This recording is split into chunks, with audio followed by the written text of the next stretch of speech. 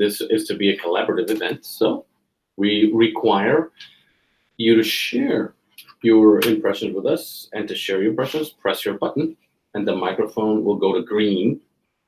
So let's just give a few minutes for the commissioners to settle in.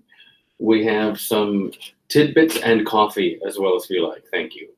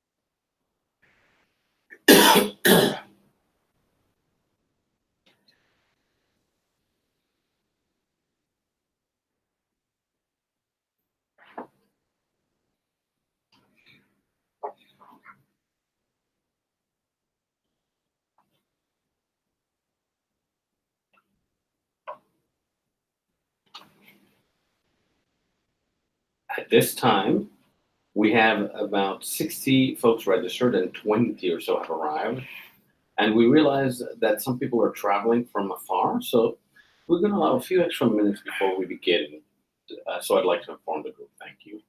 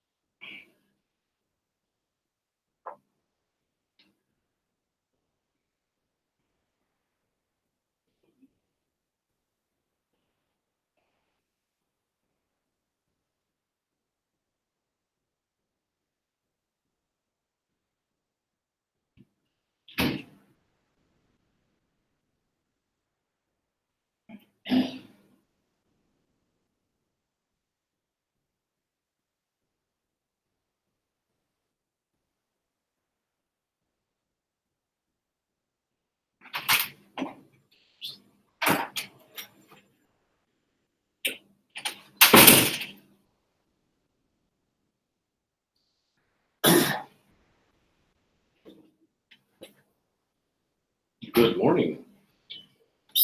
Welcome to this collaborative workshop where we shall discuss interconnection in Puerto Rico. Thank you so much for spending this Friday with us. We are anxious to hear your contributions to the new regulations for interconnection in Puerto Rico. We will now hear the Commission Chair to hear the formal greeting. President, Chairman, Aviles, welcome everyone. Just some brief words. Thank you for being here. We are honored by your presence. The needs, suggestions, comments, and petitions of the various groups that will be affected by regulations. And I think it's become a new paradigm to establish regulation in Puerto Rico, and we're honored to implement it. What's left to say is thanks to the other commissioners for their collaboration, especially Commissioner Lilian Mateo, who truly has led, coordinated, and organized these workshops, as well as Camacho and the other members. Please enjoy and participate. Please, we need your participation for us to be able to put together the best regulations possible. Thank you. Good day. let's talk a bit about the ground rules and what we'll be doing during our event so that we have the correct expectations. Quickly, ground rules. What we want, the event shall be held in Spanish. The event shall be held in Spanish. We are interpreting into English, and we have equipment for that. And we're also transmitting in both in English and Spanish via the internet. So folks on the internet, you'll be able to watch the live video presentation in English. I'm going to Spanish. Para aquellos que están viendo en internet, tienen un enlace para poder escuchar la transmisión en inglés. We're trying to be as candid as we can during our event. We want to listen to all of you. We shall take as given that your contributions are personal in nature. You are not making any statements on behalf of any entity unless you thus clarify that you want to. But unless that is the case, every contribution made shall be personal in nature. We want this to be an open forum to be able to capture the most ample information as possible. And this is not a technical conference, even though we're at the Bureau. This is not a technical conference, it's a collaborative workshop. And what we're looking for is to hear your impressions so as to improve the interconnection regulations. So currently, we're transmitting live, and this morning, we will present an introductory chat, but it's not a sermon. It's just to begin to nurture thought of the things we should explore during regulations, preparing for regulations for interconnection. After the workshop, we will all have a break for lunch, which is on our own. There's plenty of places in the building or across Muñoz Rivera Avenue if you prefer. Then we will no longer transmit over the internet after lunch, and we will get in smaller groups. The smaller groups will work individually upon solutions for the challenges discussed in the morning. Each table should identify a leader or raconteur, if you like, to state the solutions that have been developed in your discussion, and then after the break, to discuss with the group. Certainly, they shall be open to critique. That's what we're looking for, everyone's impressions of what we're working on today. Currently, we have the commissioners that you can see. And again, this is not a venue to present any arguments before the commissioners because they're here in roles of observers, although they're also free to comment. But like I said, this is not a technical conference. This is not any type of proceedings. This is a collaborative event in order to hear your recommendations.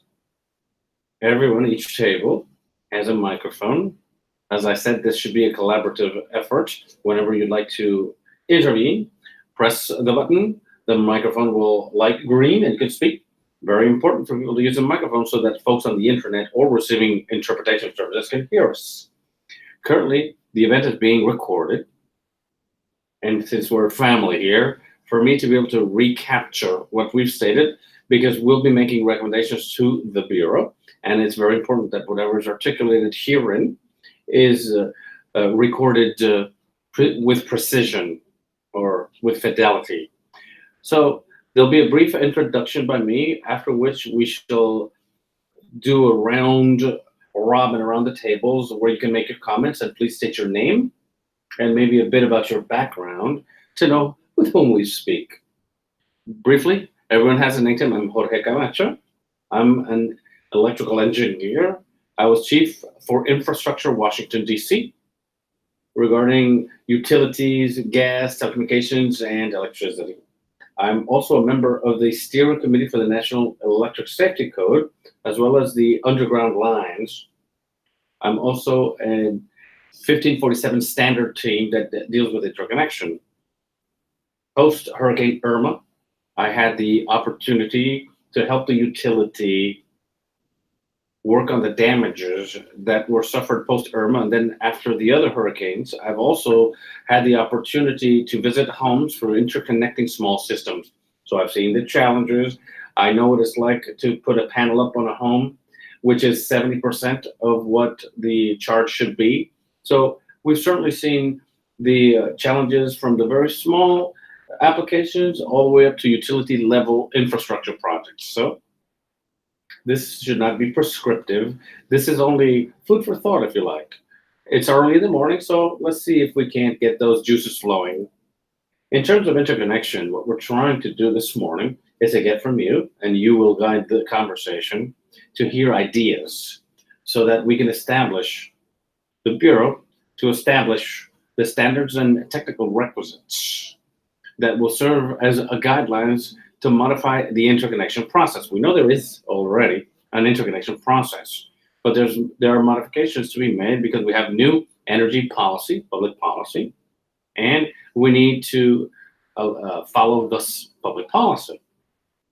And we know that to date, there's been proceedings and there's a process. The Electric Power Authority had already implemented a somewhat expedited process for distributed generation interconnection. And I put this very small. I did it on purpose because it doesn't really apply anymore, because currently we're talking about the application from 10 kilowatts to 1 megawatt. That would be the application. We know that energy public policy now has further requisites for systems that are below 25 kilowatts. Here we indicate that the equipment has to be certified by the State Energy Public Policy Office, which we know no longer exists. So we're looking to hear from you how we should modify the process so that it could be reflective of the current requisites, given the incorporation of the new public energy policy. And here, what part of the system will we be evaluating?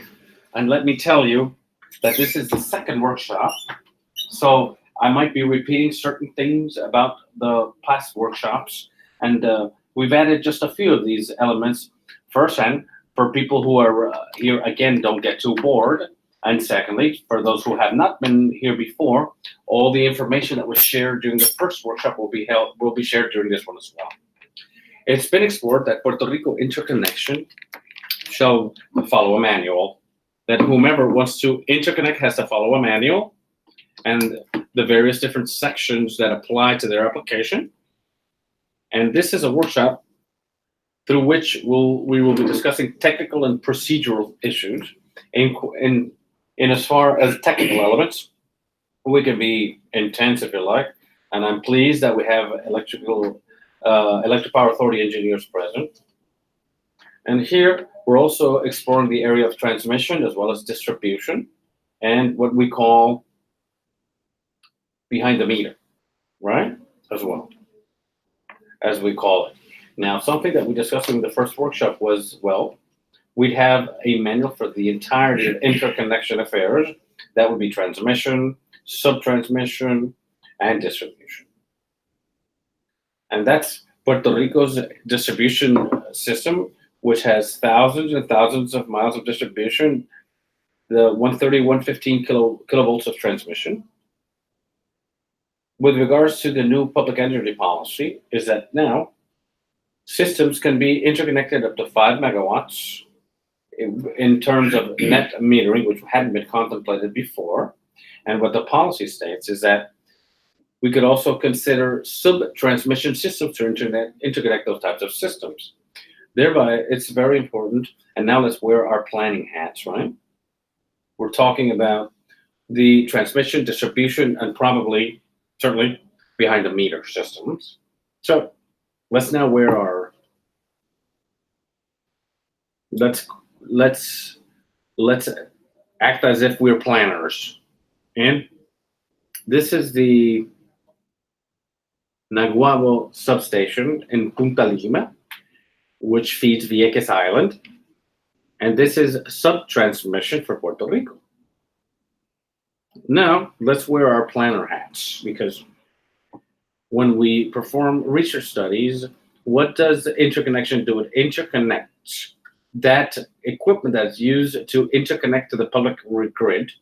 And we certainly need to understand the impact of such interconnection. But as planners, what we are to assess in terms of transmission will be different to what we assess when it's distribution. And there's various advantages from which we can glean, and therefore different mandates and laws. Act 54 speaks to compliance with NERC. In order to be compliant with NERC, which is a transmission-related matter, is to add redundancies to the system. I have to make different considerations in terms of interconnection regarding systems that are to supply the grid and thereby add stability. So if I was to consider a distribution system, which is a system that we're talking now branches, right?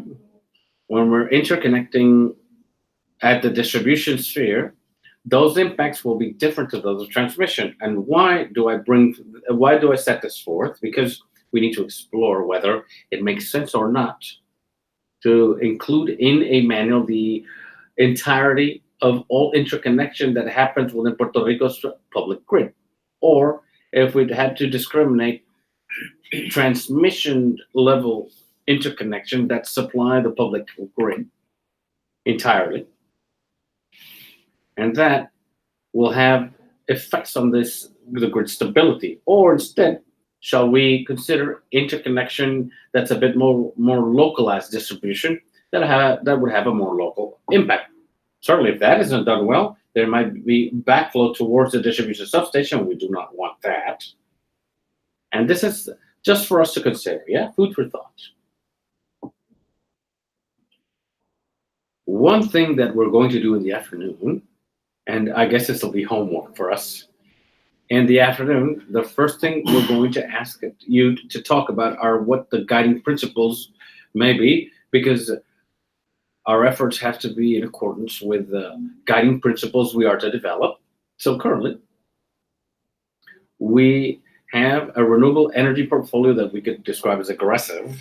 So we would have to adjust the grid to be able to accommodate that renewable energy in order to be able to comply with the renewable energy portfolio. However, if that affects the safety and dependability of the system, then that won't be a good thing.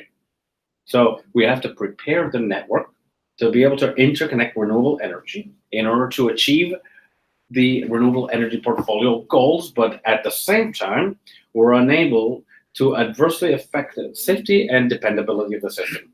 So engineering in general is a balance. So what's priority? Let's talk about two things.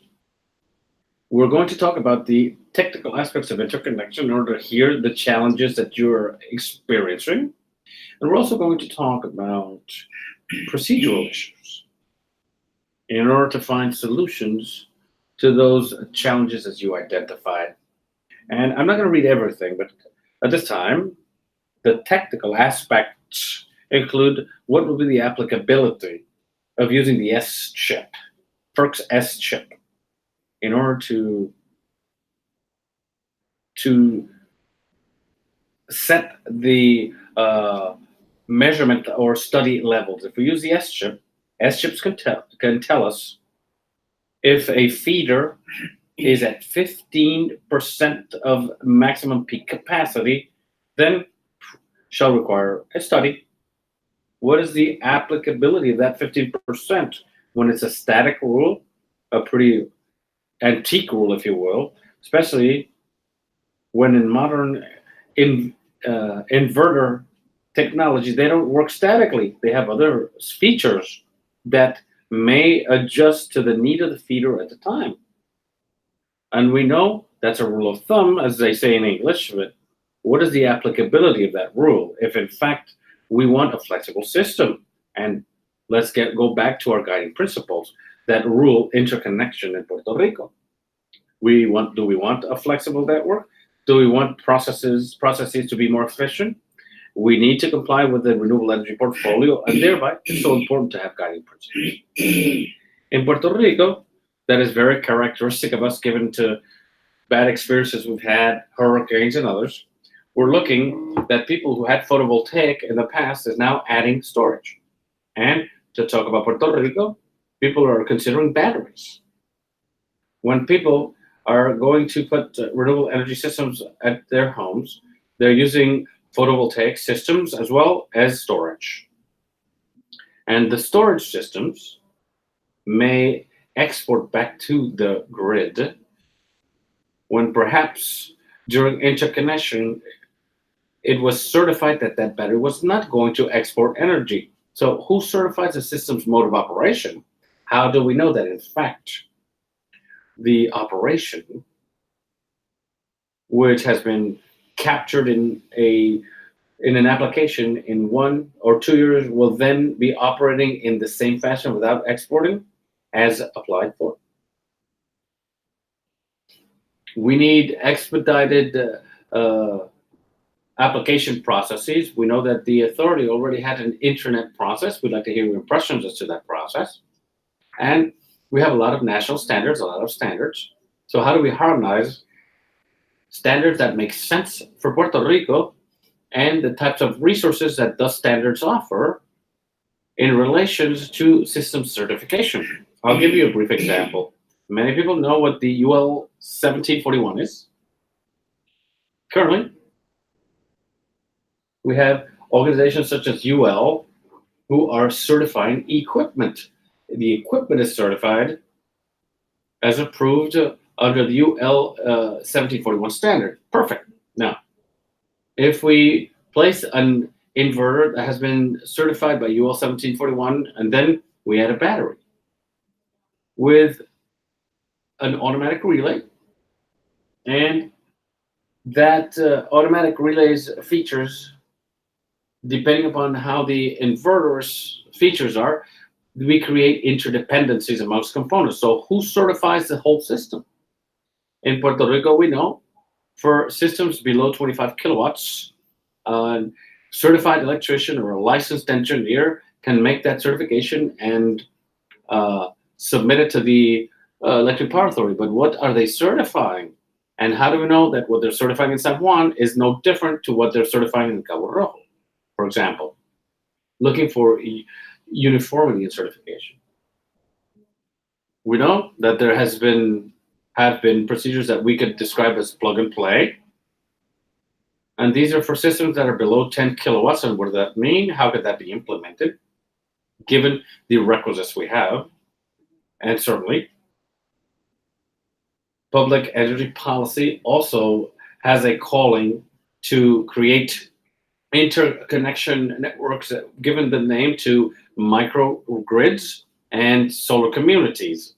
And if we incorporate that into the regulations as a volume, how do we make sense of all these statutes that may be in different documents? So all this is very important when we talk again about inverters. Many years ago, there were inverters. This is nothing new. Currently, inverters at that time, what we had to assess was the interaction by distributed generation with the utility, and really what we were measuring or looking as the power flow, how the electrons were going through a cable. But now, and this responds to the new standards, and in Puerto Rico, various documents have been drafted to reflect this new reality. And I would call them distributed energy resources, DER, first English acronym. These DERs, when they interconnect to the utility, we have to explore, we have to evaluate power flow, energy flow, and how they communicate with the other equipment on the grid, because that's that flexibility we're looking for. Now, when those equipment are able to speak and communicate with other equipment that are in the feeder, perhaps when the sun is very high, there may be other equipment within the feeder that are able to raise the charge in order to lower the voltage, in order to be in accordance with ANSI in terms of voltage. But we have to have that visibility. And what does that mean, having visibility? Communication lines. And we know that in Puerto Rico, we've explored having communications lines. Communications lines are very important to add that flexibility we're looking for in the system. Now, there's various challenges, as we've said. And in Puerto Rico, we've heard renewable energy penetration is very small. To date, we're pretty far from even getting close to the renewable energy portfolio goals, but there may be situations, now I'm back to distribution, there could be even branches in different wards where there may be homes, and the feeder that, feeds them may already have been close to a level that the next person who wants to interconnect would have to be careful with. Because we may have arrived at the hosting capacity limit, hosting capacity in Spanish for that feeder. But talking about, again, flexible grids if we have communications, and the features of the new inverters, there are mechanisms that can compensate the feeders in order to increase that renewable energy capacity without having to improve the grid, make improvements to it. So that's why it's so important for us to evaluate and assess how interconnected systems in terms of distribution are communicating. And I repeat, this is not criticism. We're not here to criticize. We're here to identify what we could do to improve. And here's a list that the Electric Power Authority has, PREB, has a list of feeders, and within the list, they've identified some feeders that are restricted to which you can no longer connect anything. And I present this list to the group because this list is supposed to be updated periodically. However, it's a little outdated. It's 3 years old. And in issues of information, what we're looking to find out what we can do to have relevant information on the internet so that developers can make decisions to where to interconnect. So in order to think, what can we do for that list to be updated and be relevant to needs? As by way of example, here's an example of a utility that I gave oversight to in Washington. Here's Washington, D.C., the Pentagon. And these are the feeders for distribution at Washington, D.C. and Maryland. Maryland's here too.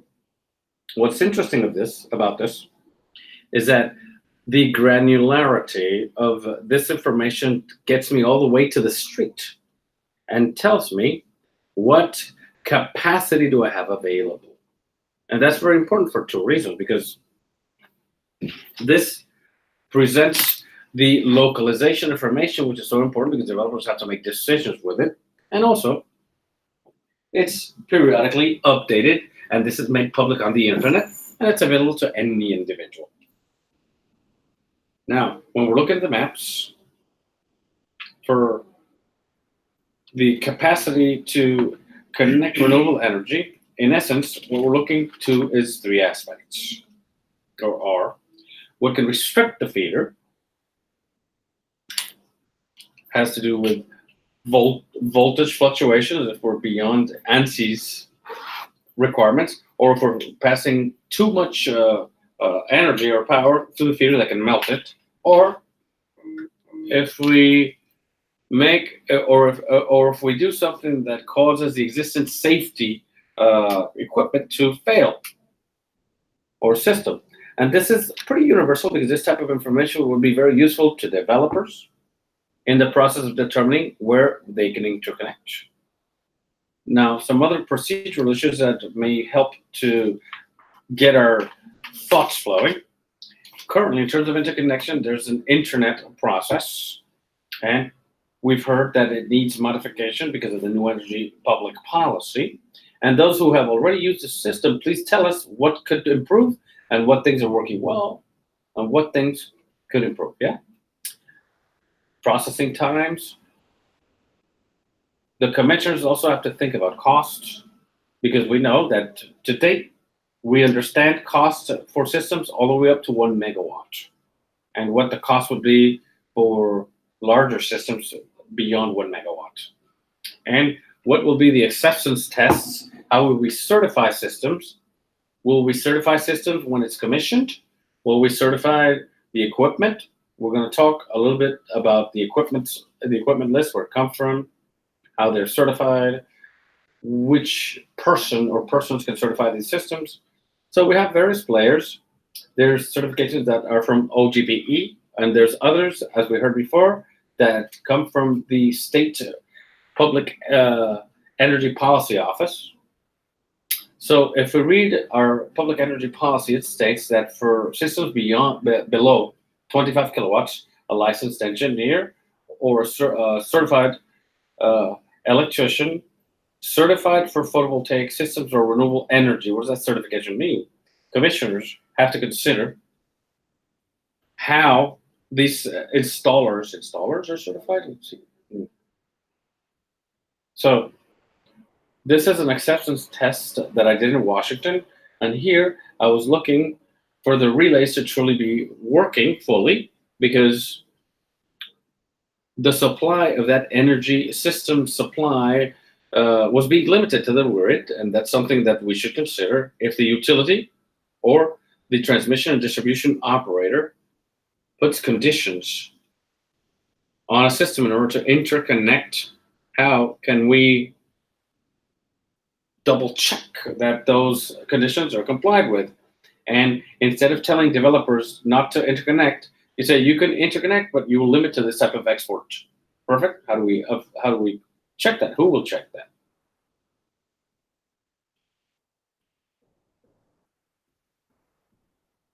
What it says here is not very important, but this is what we captured during our first workshop, and the message here is that there's many components involved in this. There's a lot of different certifications, for example, and you can't see it very well. I did this on purpose, but there are certifications from the State Public Energy Policy Office. There are also certifications here by OGPE. There are also whether they're eligible for net metering, if the system has this or that certification from that agency, this other agency. Perhaps what we should do is try to find a way to make this a more agile process.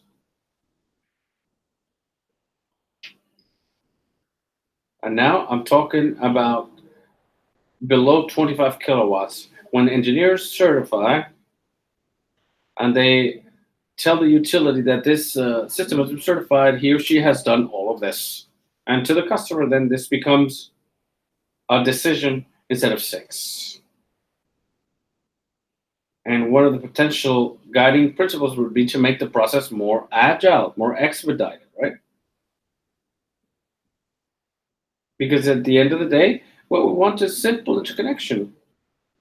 Here we have many elements to consider: standards, agencies, regulations,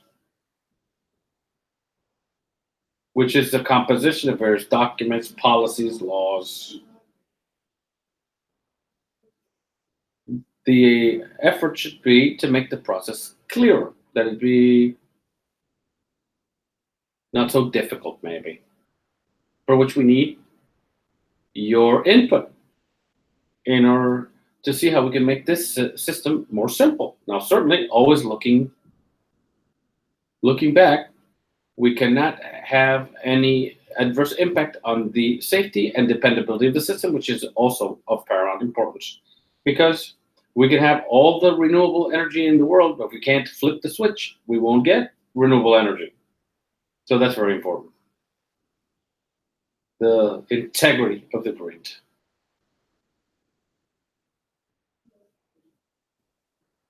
So we're looking to hear from you regarding initiatives that may help make the process more timely, and the utility has already made efforts in that direction.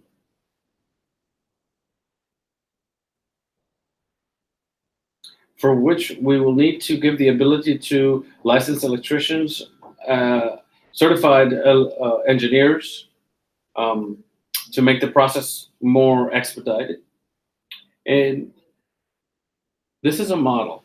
This is not real. This is a simulation. It's a model, but it's already evaluating or assessing how to characterize capacity to integrate renewable energy. Now, again, going back to flexibility to the grid, there has already been some kind government action to specify that the equipment must have communications features.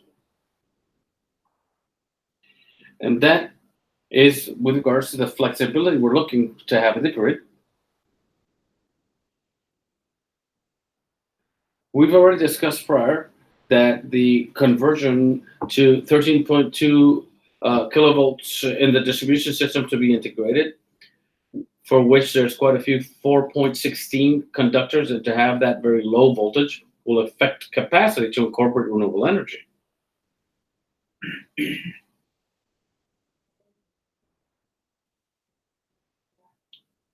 So this would be the backdrop, the base from which we can share information as to what could grant the feeders the ability or capacity to incorporate renewable energy into the grid. This is food for thought. What we want to do right now is going table by table. And if you'd be so kind, please introduce yourself briefly. And also, please, at this time, I'll begin at this table, but now we're going into a dialogue, conversation. So if you'd like to chime in, please turn your mics on and share with us the challenges which you've experienced or that you know of in any kind of interconnection that has been done with the utility. I know that we also have here, there's someone here that are from the military bases, Buchanan, someone. It's also very important to capture the challenges we had at the campus sphere, yeah? That will also give us an idea as to where we're at. Will we have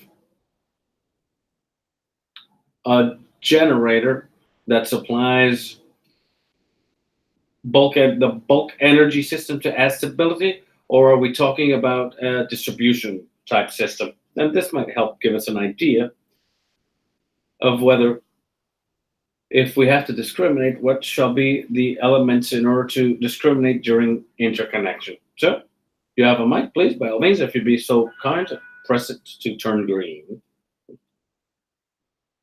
Good morning, my name is Ada Torres Ramirez.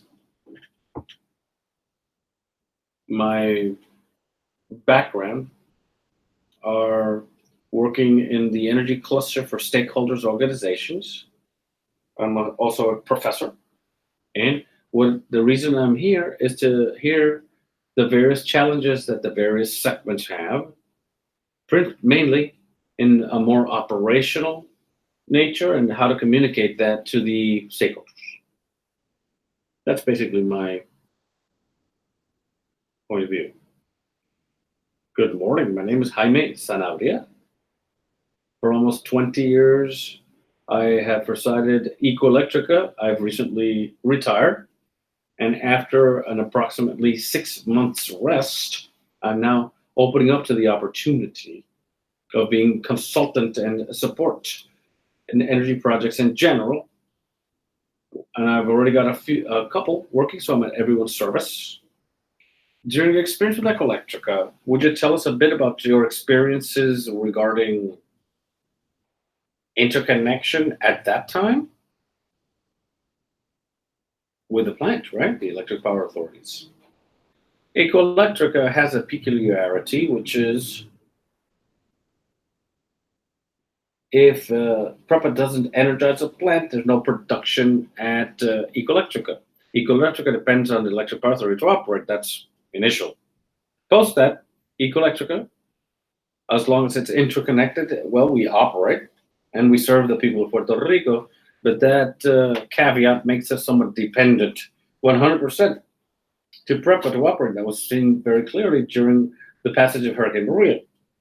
Even though Ecoelectrica was ready, and we know that Ecoelectrica at one point had to wait for the electric power authority to get ready in Costa Sur, which had been destroyed by the hurricane. So there hasn't been interconnection as such, really. It's been more, it's not that particular type of situation.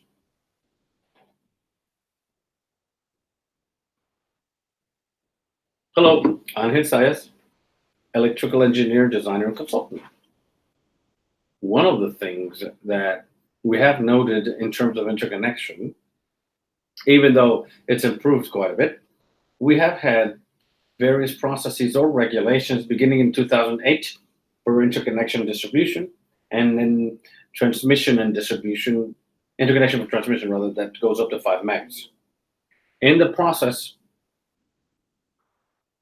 that was the most recent revision. I had the opportunity to be industry representative and received comments from industry, and we were at the hearings.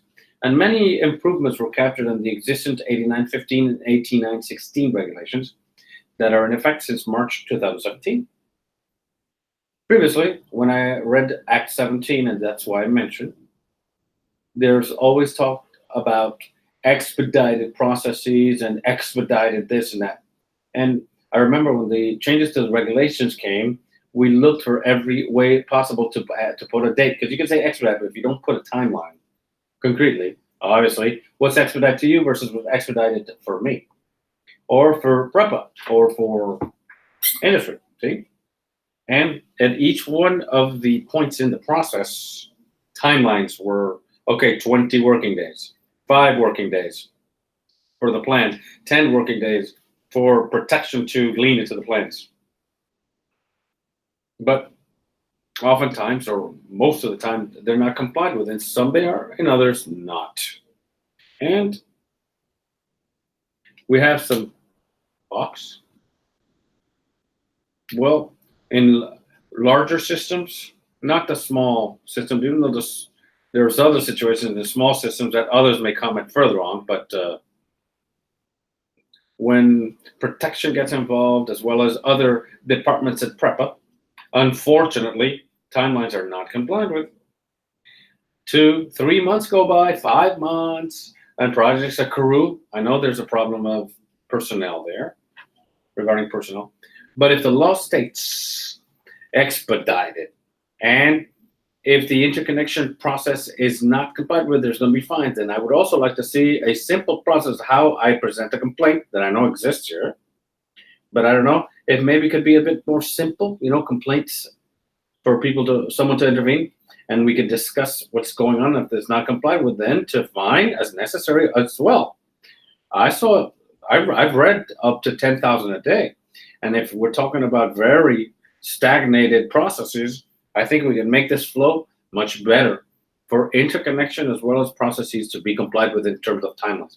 Instead of fines, what could be done to make the process more agile, I quote, and I'm throwing that out to the table. Everybody laughs. If anyone would like to comment. And we're stating this into the record. These are expressions that are made individually, unless you further state that they are from the Electric Power Authority or whomever, because we're trying to foster open lines of communication and conversation.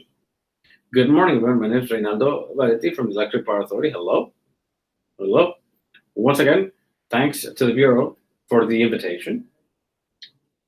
With regards to what Engineer Sayas was saying, specifically with regards to the larger capacity projects, which entail certain more elaborate protection schemes, which generally have to have relay systems in order for the protection factors in the case that the inverters don't perform as according.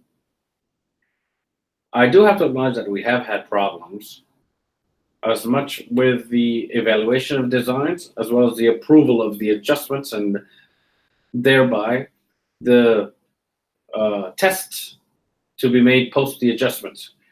Given the lack of resources and personnel at the Electric Power Authority, the Protection Studies Department, who is to perform such assessments, generally focuses more on supporting the operational factions of the Electric Power Authority. We must admit that indeed, on occasions, definitely, we have gone way beyond terms. And that's a problem that we ourselves have discussed internally, because we are who have to face our customers. That's when SIAS calls us, and we have to, as much to proponents as well as other agencies like OPEC, who give us timelines for compliance with processes, especially in their case with plans. And I understand that that's a situation that would be addressed by assigning further resources specifically to that office, right? The protection studies. Also, and perhaps that would not be my place to decide, but perhaps there may be things that can be accepted by certification and not necessarily have to go out and verify everything internally or approve everything. But again, that determination would have to be made by our protection study folks in coordination, certainly with their corresponding directorate. I think that's a really good point. There are certain steps that you have to use, this list, that list over there, the other list over there, to certify. Perhaps those listing certifications, well, these are for smaller systems. For larger systems, we could think, but this person could say, oh, this has already been certified from this supplier, what have you. Perhaps it's not the utilities. We're always listening hearing that we have problems with the amount of personnel available. Well, let's look for other folks who are qualified to do that type of certification that are now procedural. If they're on a list, it's more procedural, right, in nature. Before we go to Herrenfeld, I think that Engineer Beretti's point I think the certification makes a lot of sense. We have very competent engineers. They're, ex-electric power authorities, and they were protection chiefs themselves and know what they're doing, and who validated all the data and were able to certify and do all the tests. That should be sufficient to grandfather in these professional engineers that know what they're doing in terms of protection, and then in compliance with regulations certify. I think that step would really help a lot for these processes that we would describe as expedited, but are not, and maybe accelerate. Perfect.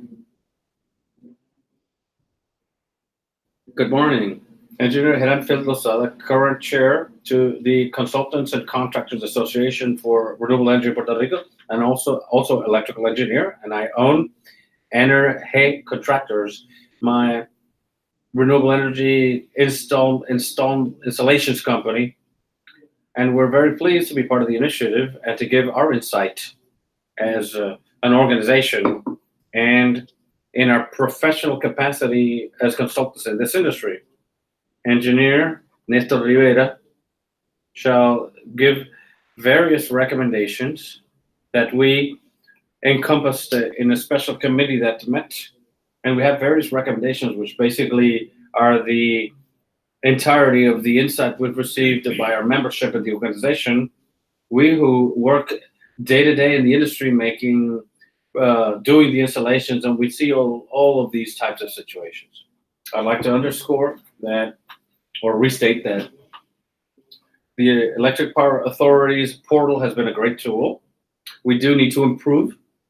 There are certain things that can always be made to make processes more expedited in terms of under the spirit of the law, right? Which was to expedite everything that has to do with interconnecting these types of systems. And that's why I understand that there really are ways for us to help in that part.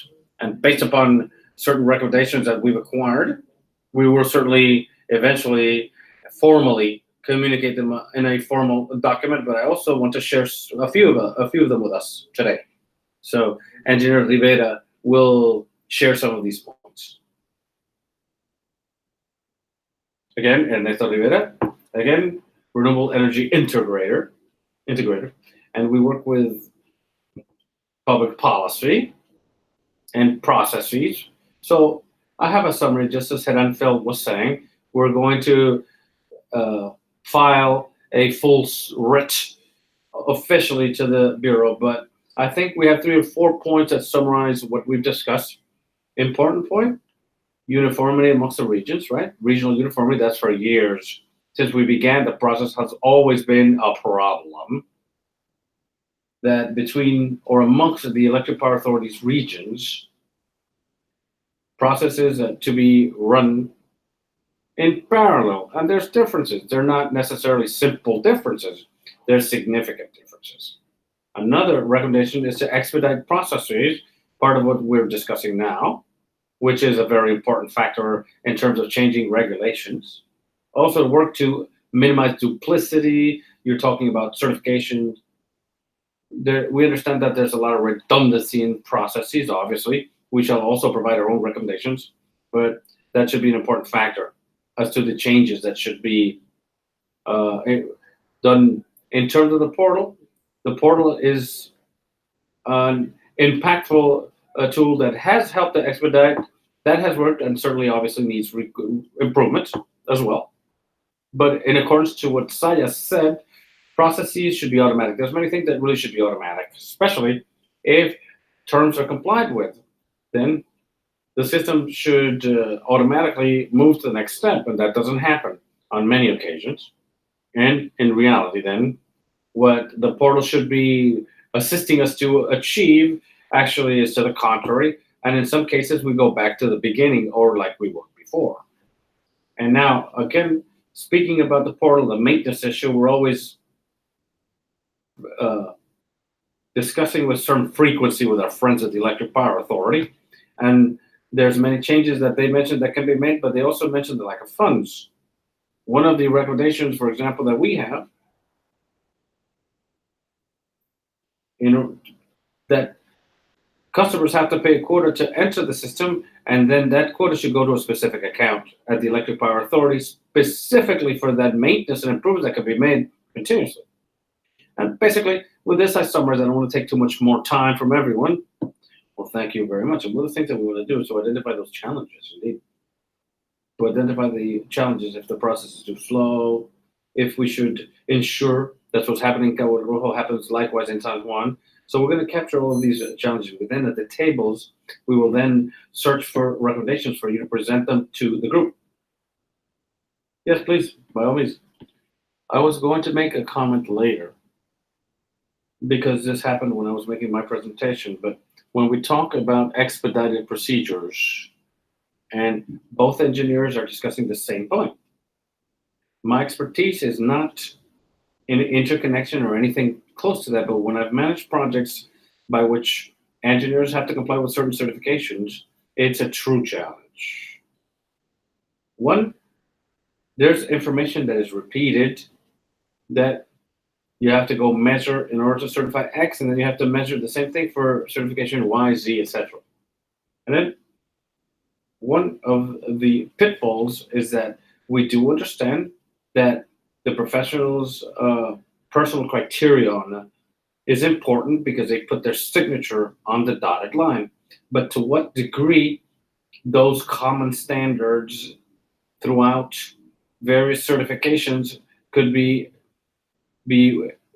within a common warehouse or clearinghouse, where the form that has to be submitted eventually by the engineer can be populated with required recommendations in order to accelerate and to have certainty that in the same fashion, the margin of error can also be diminished. And these are questions that I have because truly, when you talk about this to industry, man, they begin to ask you why this is taking so long. You try to talk about all of these technical issues, and they're a reality. So if we're complaining here, it's not to blame where the bottleneck occurs, but rather to find alternatives to facilitate the work so that we can prevent those bottlenecks. Mm-hmm. So the idea of certifying larger systems, somewhat larger systems, how to keep uniformity, and what type of information do you need from the Electric Power Authority? Because now we're talking about protection systems. Is that information available? Because if it's not available, at the end of the day, remember, we have to uphold the safety of our public network. Now we're not talking about the utility. This is our own public utility, that the network, the grid. So if that information is not available, what is the process for folks to have access to this information? Because then that would help the Electric Power Authority to move forth these projects. And then one could combat that problem in terms of the lack of resources and personnel that are not favorable within that entity at this time. Very good morning. My name is Lourdes Marcano. I'm also an electrical engineer and vice president of Aconair. I'm a photovoltaic systems installer. And to add to what the chair and my colleague engineer Rivera have said, which I had been mentioning to Engineer Villas before the workshop began. I'd like to also suggest that information such as, for example, how saturated are the transmission and distribution lines, that be more updated and be more accessible to us. Because even if you might not believe this, when you go to a customer, that will really save us from a lot of effort, as well as the department that does the studies, because that way from day one we're able to orient our customer when we see that type of map as to what is the current situation for interconnection purposes. And I'd like to add that that would be very important, that that type of information be very accessible to us, as well as to employees who work with us at the Electric Power Authority. Great point, yes. And then the utility would have to post that information. So the utility has to think, I'm going to begin to restrict feeders, then what do I use? Do I restrict them when it goes to 50% of the peak demand? When we have the minimum demand? I mean, they have to determine what kind of measures, what type of measures in Spanish do they have to use to provide the information. But that's a point that we've heard during the first workshop as well. Now that we're at this table, let's continue.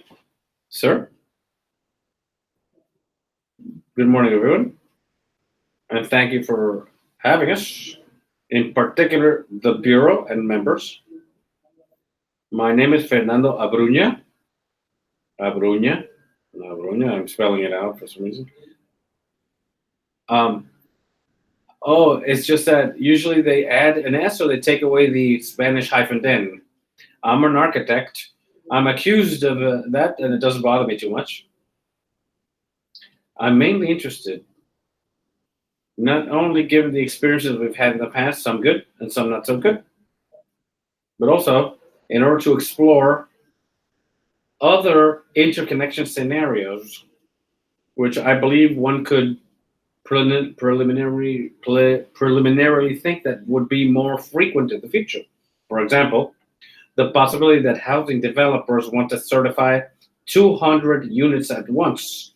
How do you process that? Is that individually? Can you process it as a microgrid? Can you process it via the developer? What possibilities are there that in the future the very same systems are added as structure and then become part of the mortgage, and that make more flexible, simplify, and accelerate integration of these renewable energy sources into the grid? So those scenarios I'm very interested particularly to explore in our discussion. Thank you very much. Good morning, my name is Lidia Montañez. I work in AZ Engineering, Angel Zayas. I work more on permits and permitry in terms of interconnection processes. And well, the portal, as such, has been very helpful. The process that was sent via email in the past, the portal has helped a lot. And there need to be many improvements in the sense that oftentimes I put myself in the place of folks who maybe have to make payments for the filing, and oftentimes there's payments problems, lack of that they don't get processed, and those types of issues. But in general, the portal has been very helpful, and we need to fix it a little. And I've heard comments that indeed they are working on improving the portal. Thank you. Good morning. Let's continue the table over here, please. Good morning. My name is Hernando Bizanon. I work at AS Puerto Rico. I'm a commercial agent. My experience comes from other markets. I have 20 years in the electric sector. But the main challenge that I see is the limitations in capacity to interconnect distributed generation, DG. And certainly I imagine we're talking photovoltaics here. For example, if there is a goal, to increase the renewable energy portfolio, we'd have to evaluate that 50% threshold. But There's various issues regarding that. Firsthand, we should consider the reserving capacity. We're talking about limitations. Well, all developers would like to reserve availability of feeders on the grid. So during the applications process, in order to interconnect the project, there should be a fee simply to evaluate the record, and obviously that application should be made in anticipation of the system's installation, because oftentimes developers install first and then apply for their permits. And in that case, the final customer is the one who suffers. In the case of a denial, and then once authorized, the interconnection of that system, then a fee is to be charged to emit the correct signal so that that feeder be reserved. That would be fundamental. Another issue, for example, in the case that the feeder is above capacity, beyond capacity, then the customer would be allowed to install their photovoltaic system in consideration, for example, power limitations, and be unidirectional, but with voltage limitations that in the moment of exporting to the grid, that did not affect that capacity, so that'd be bidirectional, excuse me. So there's various issues. The updated information issue is important. For example, we should have access to information as to the amount of renewable generation installed per feeder and their capacities, so that developers are able to have a better perspective as to where they can or cannot develop a renewable generation system, among other things that we'll certainly continue more specifically to discuss in our comments. Good morning, everyone. My name is Adriana Cantero, also from AS. My colleague spoke a bit more about technical affairs.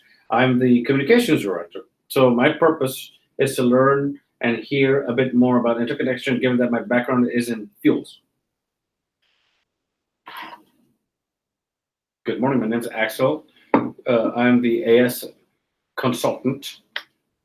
My participation on this occasion, as Adriana well states, is to be a bit more educated in terms of the regulation proceedings that are underway in Puerto Rico for this energy regulations that and the energy crisis in our grid, and as part of our commitment to cooperate and to be involved in the transformation of the new energy public policy adopted by the Puerto Rico government. At your service. Thank you. Could you tell us a bit more about the system? Is it 20 megawatts in Guayama? Could you tell us a little bit? I guess he's a builder. How was the interconnection process? Any type of challenge, so that we can learn?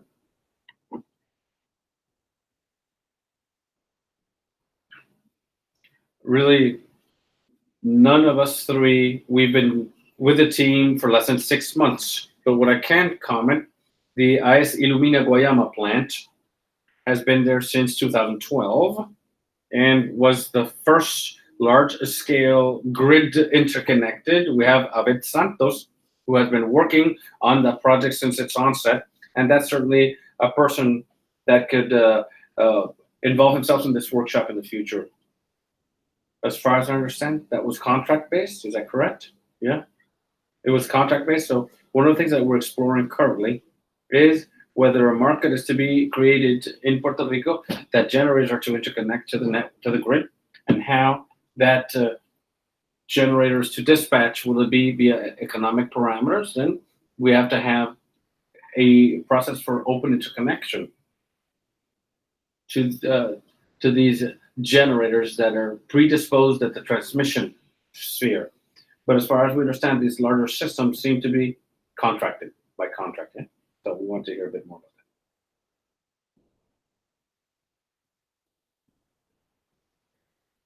that. Good morning. My name is Carla Zambrano.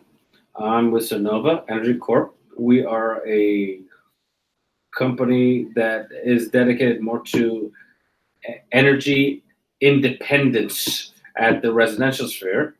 The comments by our colleagues have been summarized very well that we at the residential sphere have had to face day to day in the technical as well as procedural parts, especially procedural, as commented, the portal issue, and the duplicity of processes and the duplicity of efforts or redundancies. So as not to repeat myself, I echo very fully to what they have been commenting, and also the areas of opportunities that I want to share with the rest of the team. I also have already heard stated by some of the present folks. Maybe one thing that I haven't heard about expedited processes and the plug and play that I think you also mentioned at the beginning of your talk. We haven't arrived at that point. It is something that we've been trying to foster in the last years. I've been within the industry for the last 5 or 6 years since I joined the Sonova family, and it's been a very challenging process to come in during modification of processes and regulations in order to have expedited plug and play processes. At least residentially, I certainly understand the implications of more utility scale connection processes. And certainly, as our colleague is saying, the grid safety is also very important for the people of Puerto Rico. But I echo many of the recommendations made, so I'm here also to share my input. Thank you. Okay, in follow-up in technical matters, can you give us a bit more information? What technical challenges have you seen, for example, in all the applications you put in? How many have been rejected for technical things they have to do some kind of modification to the system for the grid purposes? We have faced a lot of that 15% feeder issue, and whether you can interconnect that system or not at that locality specifically. Many of the applications have been submitted previously through the portal when it was a manual process and eventually via the portal. I would say 5 to 15% of the applications that are made, at least in my experience, I don't know if my colleagues would agree, 10 to 50% of the applications may be denied or sent back for supplementary studies because of that 15% issue for the feeders. How do you solve the problem then? Unfortunately, we didn't have a solution at the time prior to implementation or approval of Act 17 that does have a provision that residential specifically cases should not be denied or declined for that reason. And that has been prospectively implemented. But at that time, there weren't other solutions that weren't updating the feeder. Perfect. Let's now move to this table, please. Good morning. My name is Francisco Lopez. I'm a mechanical engineer. I'm an ex-employee of the Energy Public Policy Office, and I'm here to contribute to our regulation. Well, during your time at the state office, what challenges did you see? Well, usually resources and personnel. We have many projects to inspect and very few inspectors.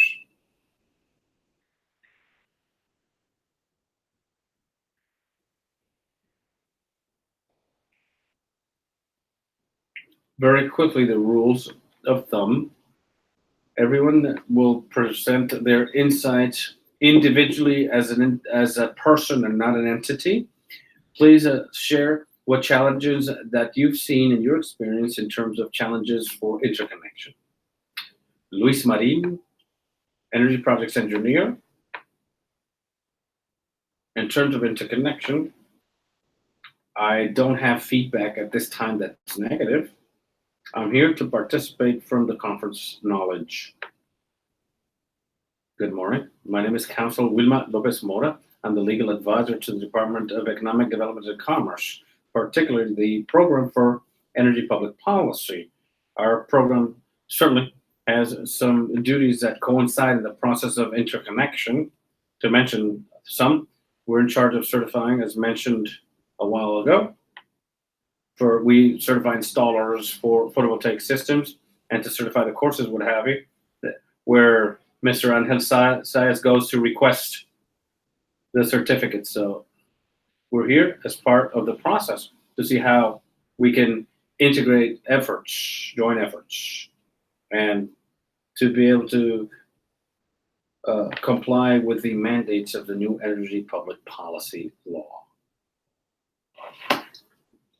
And law. Good morning, everyone. Thanks to the Bureau for this type of venue. My name is William Lopez Santiago. I was a line senator my whole life, and recently I certified myself. I was an installer, not a senator, excuse me. And what I'm here is to continue to expand knowledge as acquired during the times when I took that course for my license that I obtained. Installer, not senator, sorry, a little garbled. Good morning, my name is William Lopez Mora, and I'm a licensed electrician. And I also certified recently to keep myself up to date. Have you installed systems? Not yet, okay. Quick question, Council Lopez. And this is somewhat new, your office is new. Any kinds of challenges that you can see at this time? We know about installer certification. It seems that you also certify equipment, embed inverters, what have you. Well, the reality is that the equipment certification is done by conduit of OCPE. We only retain the faculty of certifying new renewable energy systems certifications. Those that are done in terms of proposals, we've only received one application in which a certification was issued temporarily until the equipment presented has been studied.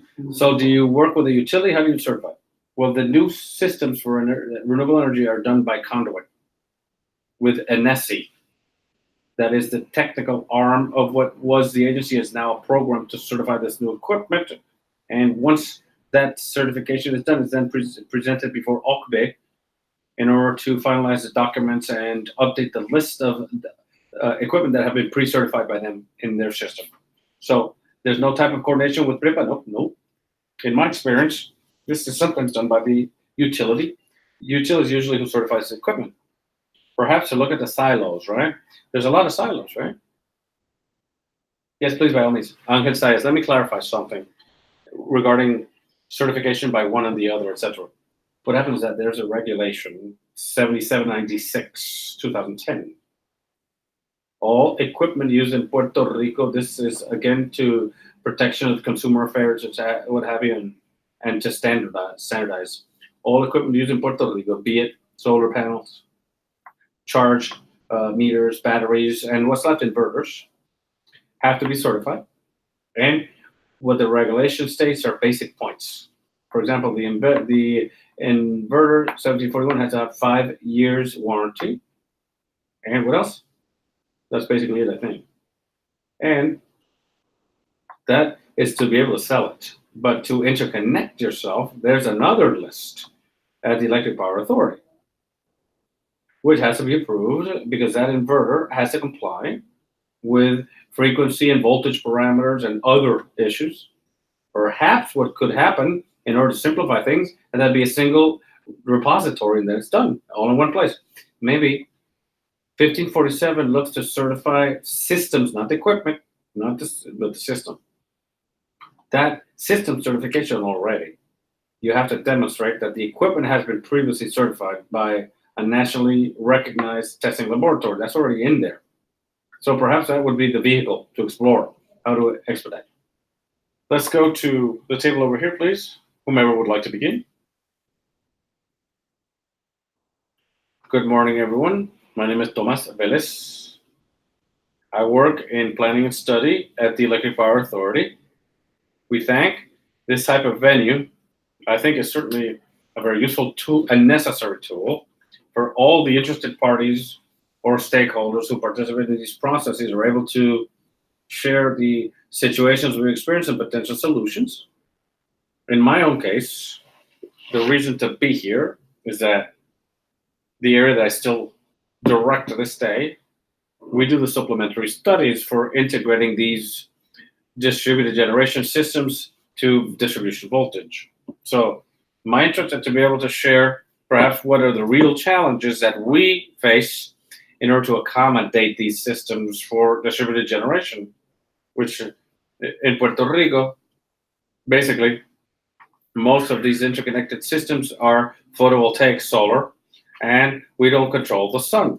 So that also presents a very important challenge to us. Also, the concentrations of these systems with intermittent generation, the challenges thus represents in our infrastructure and the voltage levels, which we have, that not only we as professionals have to ensure that the service we provide is adequate for those who have distributed generation system, but also for those who don't. And remember that the electric grid is one, which we all share, to include those who have generation systems and those who don't. So my intent is to be able to express the challenges we face, how we've worked through the studies, supplementary studies, and that sometimes I know that that term creates a bit of anxiety in many, and it shouldn't be that way. The reality is that those studies, what they do for what they're for, is to guarantee that these systems that are being interconnected into the electric grid, we ensure will not adversely affect the quality of services that we offer to all the clients of that circuit. And another important point, I know that you've mentioned quite a bit, that 15% value, or sometimes I'm concerned about that because I think that people are scared of that number. And it should not be that way either. Basically, that value or that guideline that we use as much in Puerto Rico as in other jurisdictions of the United States, remember, all this is based upon the standards and guidelines that we have continentally and in Puerto Rico. So what these guides provide is a tool for the utility to be able to consider whether interconnections beyond that level may have some adverse effect on the grid, but that doesn't mean by any means that the system is not to interconnect. Be clear about that, please. It simply means that responsibly, as responsible professionals, we have to perform such assessments to ensure that no one who is connected to our circuit is affected. So during the course of the day, we will interact. The intent is to clarify any concerns that you may bring, and we are absolutely at your service to try to help clarify and to assist, so that this process is one that continues and that can be done in an organized and concerted way as a country. Thank you. Ingeniero, it's a very quick question in terms of planning, because we have Sonova here. We have 2 Fridays ago, we had Sunrun and all these smaller companies as well. For rather smaller residential systems is what we mean. When you do the planning, how do you have visibility of all of these projects that are being interconnected?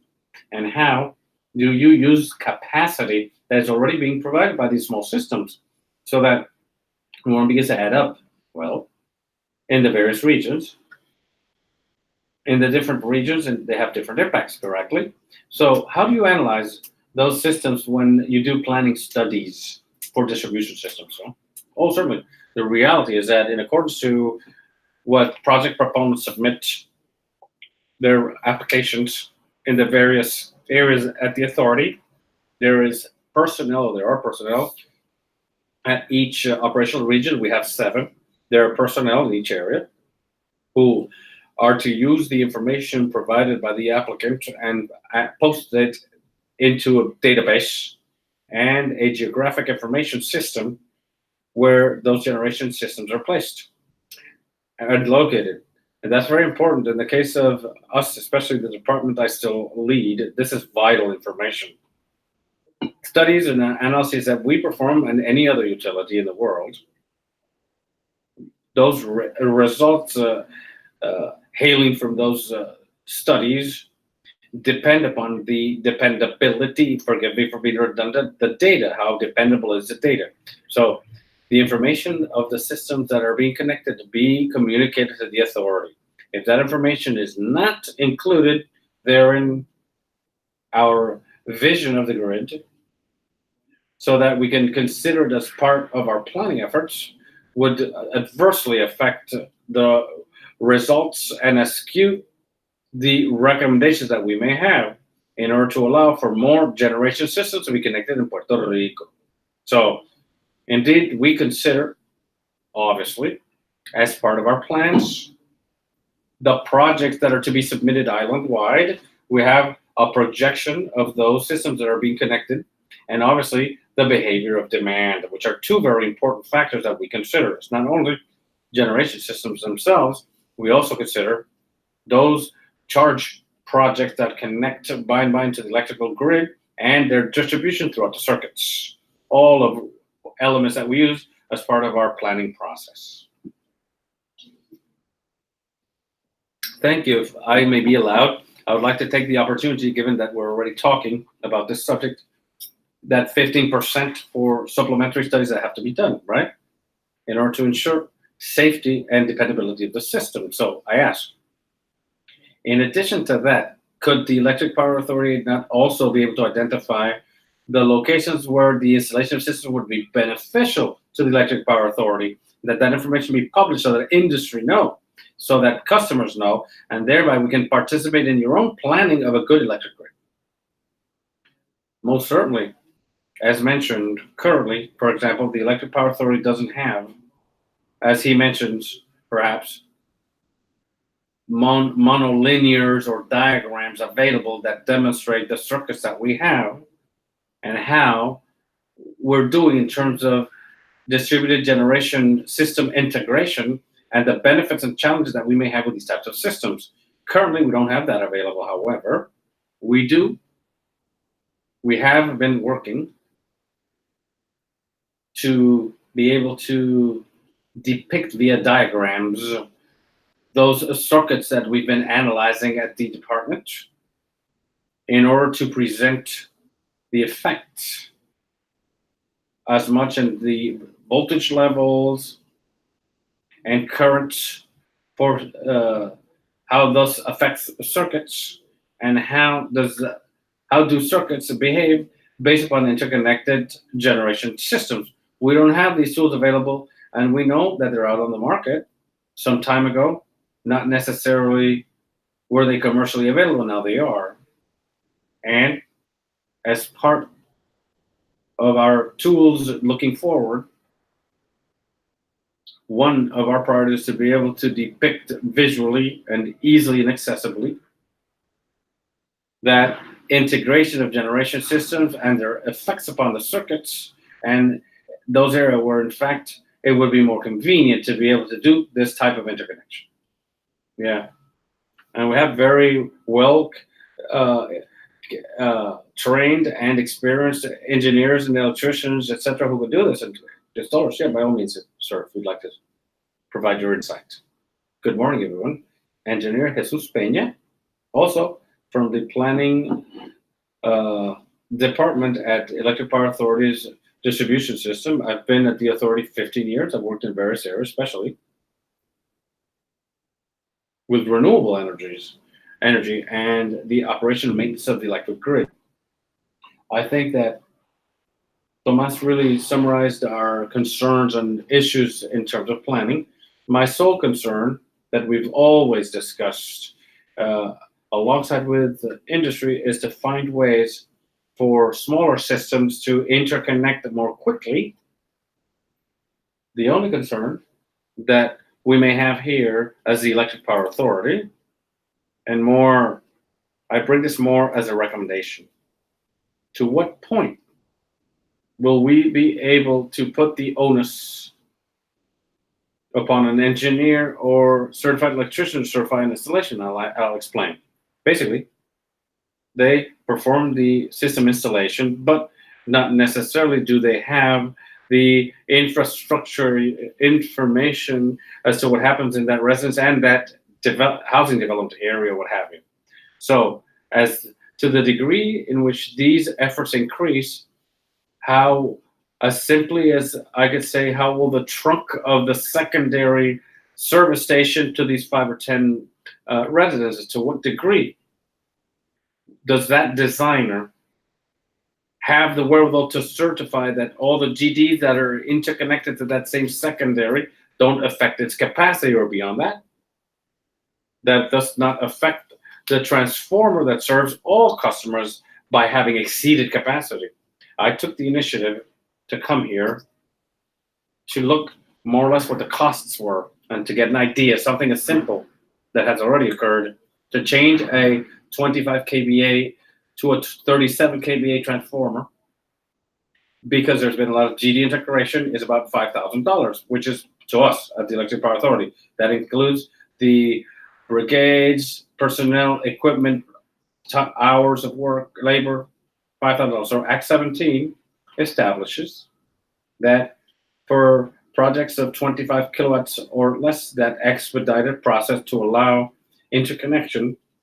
And in the case that the Electric Power Authority identifies any improvements, communicate thus to the applicant company. So how do I, Electric Power Authority, go and collect, maybe given what we're discussing, the lack of personnel and resources, when I've identified that those residences in that zone, given the capacities that each installed exceeded the transformer's capacity, then I have to go out to industry and say, hey, the transformer cost is $5,000. Who do I collect from? How do I collect?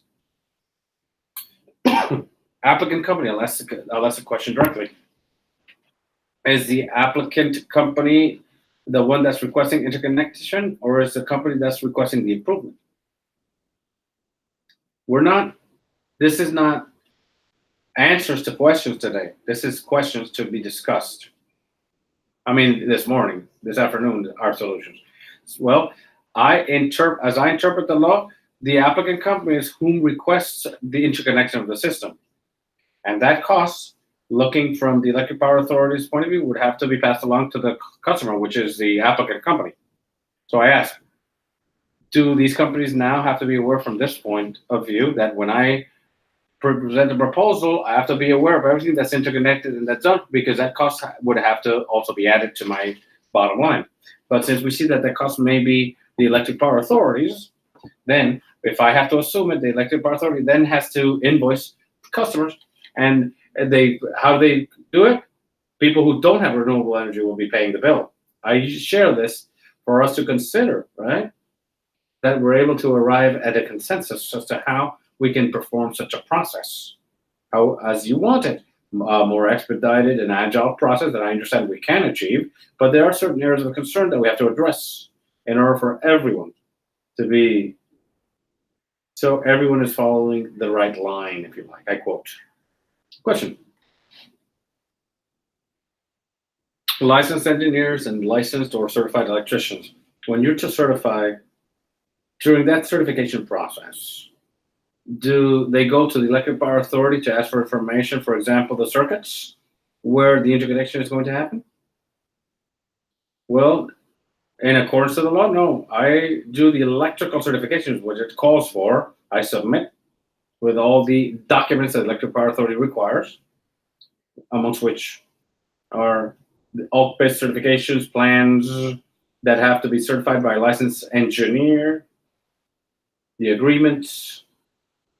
If I submit these documents, then, as Peña was saying, some improvements are required, then that's when we find out. But right now, if I'm going to connect a 25 kilo system or less, I'm going to go do some extra steps, and perhaps I can verify. Maybe I fly a drone up and see what systems are already in the area, because there's really no system in place, no mapping. That if we had, like you mentioned, like in Washington, where you see it in yellow, it's okay, and green, it's no, the other way. Sorry, green is great. Yellow, we're cautious, and red, hey, don't even go there. There's a problem. I think that would be great. So just like she was saying, if we get to that point, which certainly calm many concerns, I'd like to interrupt, and I know your father. I met him many years ago at the Electric Power Authority. When all this began, and we started to work with these systems in, I don't know, more than 10, 11 years ago, the process existed and still is in place. When I'm going to interconnect the substation, I submit a study, and you ask me for money for the KVAs that I'm going to add, right? Those who know the systems at the Electric Power Authority, and they say the answer to what you want to interconnect to the substation is this, and for the KVA that you're going to connect at that area, we have to increase. In Vega Baja, for example, I went to interconnect the site, and they said, money from here to roadway number 2, there's no substation. This is what you need to contribute. It has to be similar. You don't have to reinvent the wheel. That's a process that has always been followed. But what Act 17 is looking for is that with the installers, the engineer or the electrician present a certification. Yeah, but these are 25K or less.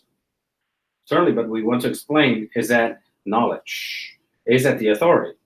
Yes, and I think that we've identified the vacuum, a void.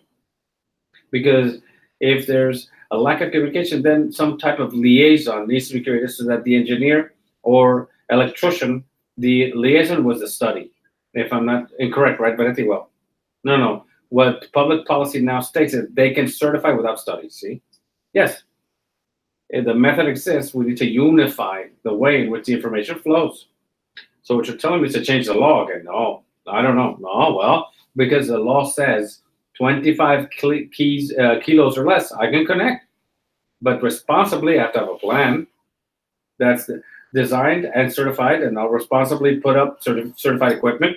The problem is also my concern. I'm not going to put up a 20 kilo system, and then when I see there's a bunch of houses in my area, I'm going to tell customers, hey, it's better to submit this to the electric power authority for them to tell me, because I am not going to assume $5,000 or $10,000 when the law says this. You see, so that'd be the installer's discretion to decide right now if we do it this way, and it comes out good, or the electric power authority could come back and say, we need money. Yeah, a little contribution. Got it. That's what we're going to get to is a general recommendation, which is that the more information we have, the better we can resolve these concerns. Because just as any responsible installer or designer, obviously that's the type of information we want. And also, sales folk, I can be sure that a person that is selling equipment and sees a little red area, a little red line at some urbanization is not even going to go there. Because information is king. That information be available and that it be transparent and flow. And a priori. So engineer opinion, let's say we have a licensed engineer who certifies a system and then goes to the electric power authority. Here you go, certification, boom. So what's the next step then? I'll explain. I'm going to explain what happened in the past and what would be happening under the law. What used to happen when that request or application was submitted, and that's why the process it took longer. We were unable to comply with timelines. We got to accept that we have not complied, and it's for that reason, physically. When we received this application, in addition to verify that it complies with all regulatory records, PREB also had to send personnel to the field to verify precisely the caliber of the secondary, the service feeder, intake, the conductors that go into the residence that in turn connect to the secondary trunk and the capacitive transformer and the primary line. With that information, we were able to know or have data as to how many systems were being connected to that secondary and to the transformer. And if we found out that or noted that the capacitive transformer was exceeded, for example, then beforehand in the evaluation letter to the proponents, we included the estimate for the cost to replace a transformer. And that we've had cases, obviously, to the degree in which we have to integrate further renewable systems, it's going to be more common for us to have to replace, I would say, the thing that we're going to face most quickly as the electric power authority is to replace transformers and to verify calibers of the secondary service lines, that not to just that particular area, but the rest of the zones in the area once the conductor's capacity is exceeded. That used to happen before. And then at least beforehand, as they developed a project, at least we're able to know whether there was any associated cost to improvements or not. Now, under the new law, Act 17, if they file certification and then can present and construct a project, before I go out to the field, I have to continue to do my evaluation, just like in engineer business. I have to continue to feed my data and to have it at the level of the meter and transformer, because if we want to arrive at the levels of renewables that we want to, eventually we're going to be asked, hey, electric power authority, how saturated is that feeder? What are the levels? If I don't have that information, I have no way of sharing it, passing it along. So if now, under the new law, the intent is that connection occurred just with that certification, PREB's concern is when we get to something as simple as changing a transformer. Who do I collect from? Do I send it to the prior company The cost may be considerable, $5,000 for a 5 kilo residence. The customer may think twice about running his project or not. And it may seem what we're exploring and we're discussing amongst ourselves here, they're certifying, but you are also going to have to send someone out. So what can we do? Going back to the guiding principles to expedite, right? One of the solutions that I've discussed with industry, in fact, is that the Electric Power Authority could have the information just like you presented in Washington. Now, I must mention this information, which is that the GIS at the authority, at the time when it was done, it only reached up to the primary voltage conductors. The entirety secondary to the transformer, everything secondary, is not available. Obviously, that can be done, and it entails cost. And if we're talking about who knows how many miles of distribution, we have a whole much more. 32,000 miles in primary conductors. Imagine the secondary. It's going to triple, quadruple. And we'd have to digitalize all the system. That, even if we had all the money in the world, would take time to have that infrastructure available, which I find an excellent solution. But Act 17 and the projects are here now. How do we deal with it now? How do we find a way to work with this to arrive at that consensus for us to be able to together work correctly? Yeah. Most certainly, these are definitely important challenges. We have to update the system and then modernize, but we need to work with what we have now. Well, perhaps we have to put together a system characterization to know what we have, to know how to update and modernize.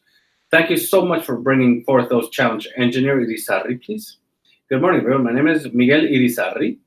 I work at the Electric Power Authority, Planning and Study Division. I'm the manager of the Renewable Energy Projects Department.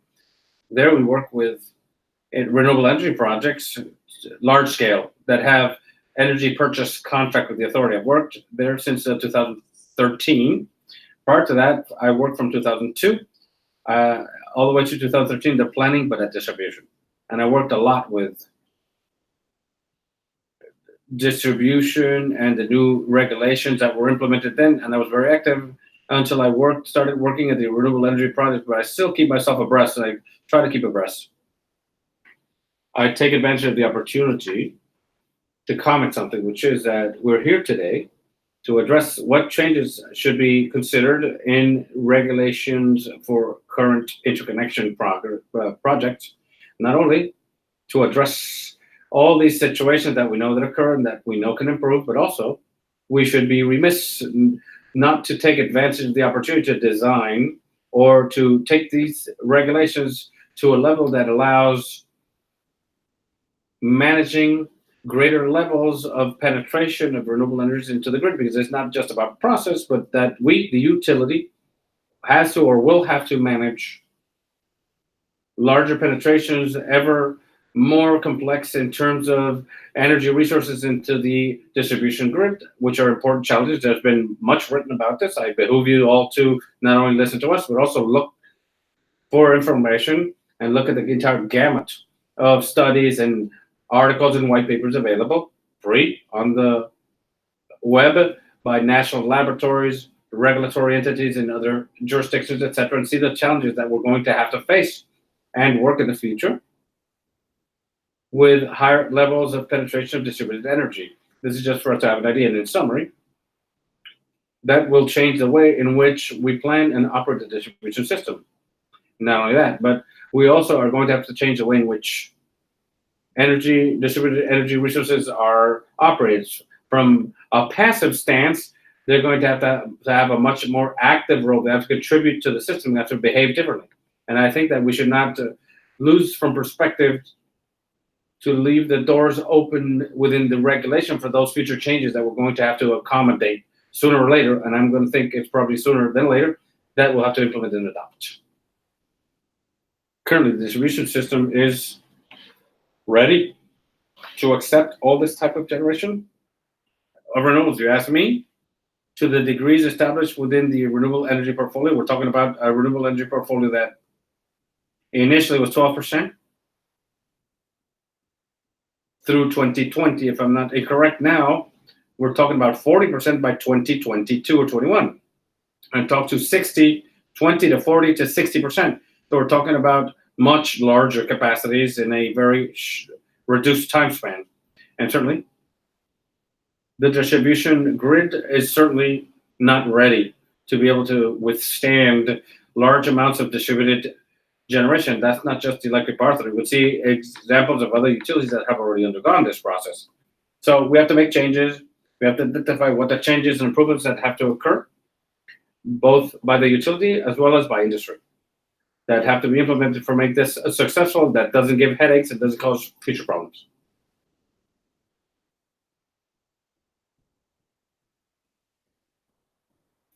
Very good morning, everyone. My name is Juan Casillas. I work at the Planning and Distribution Systems at the Electric Power Authority, colleagues Tomas Vélez and Engineer Isarri, etc. I've been at the authority 6 years, practically. As part of staff, I performed the supplementary studies island-wide. In addition, we perform other very important studies for the authority in such a fashion that we have to ensure dependable and adequate services to our customers. It's very important to me to say that this venue is very important to all of us, not just to hear the concerns of industry and stakeholders, but also that industry hear our concerns. The physical, technical, and material difficulties that we face every day in terms of feeders, for example. We, as a department, in terms of the concerns and technical pitfalls that happen to us day to day in the various points on the island. I'd also like to acknowledge our NREL personnel, Engineer Ingrid, and personnel who are also here with us to hear everything that each brings to the table. And Engineer Casillas, if you'd be so kind to share a few more particularities. In the United States, I have feeders that are 13 kV, most of them. And there's jurisdictions where there are even higher voltage. Could you tell us a little bit which are the real characteristics in Puerto Rico in terms of distribution, in terms of feeders, characteristics, etc., and challenges, yeah? Well, each feeder has its own behavior, just like each person here.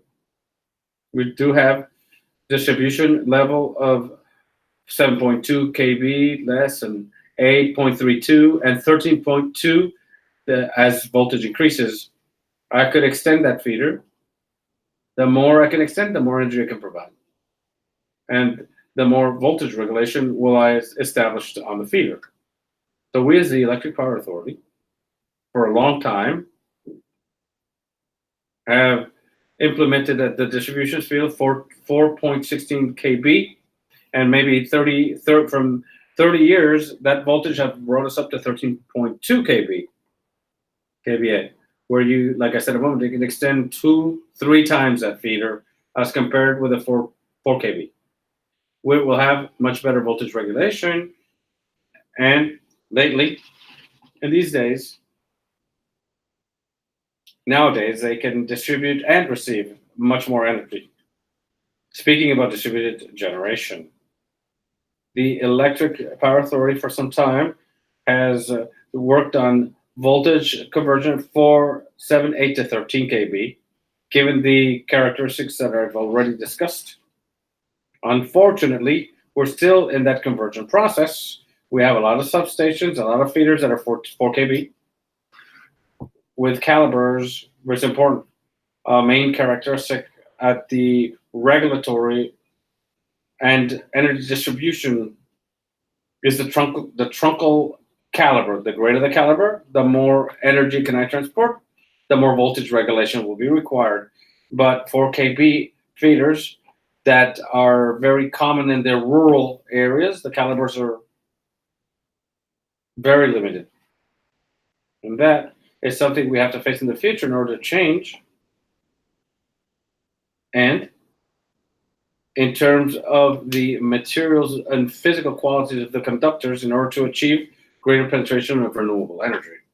And we know that because we're going around the fields and we see them out there. We see the cables, but the GIS sphere, we don't have that available yet. Do we have it all the way at the primary level? Yes, we do, or not? Oh, yes.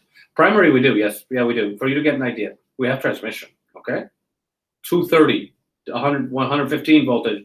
The voltage transmission 13 kV to 4 kV. And if you look at it at the housing levels, all the way to the service transformers. Now, from the service transformer to the residence, that truncal from the secondaries, in the case of aerial views and all the takes, it's not yet available. And in the case of underground lines, all the way to the transformer, but the truncal to the pedestals and from the pedestals to the meter, that's not available yet. Okay, perfect, God, thanks.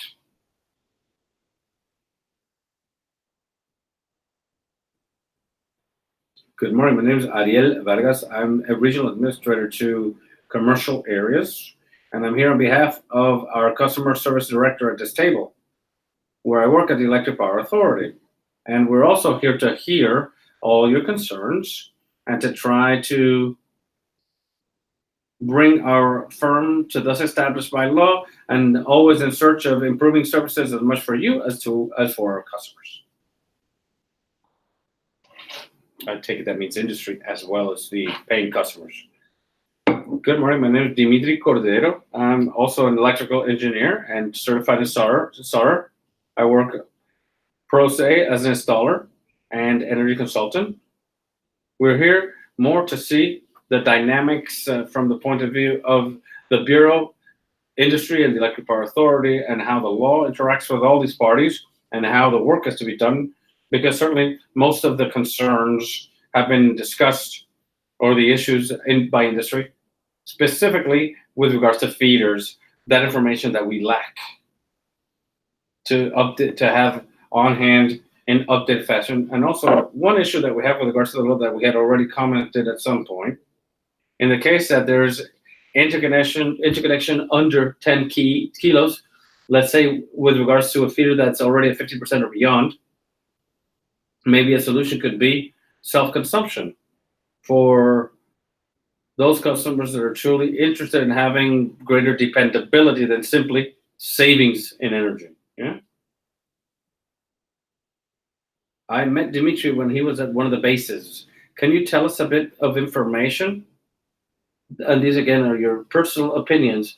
What are the challenges you experienced when you were at the military base and they wanted to interconnect any of those systems with the public grid? Can you share some of these with us, please?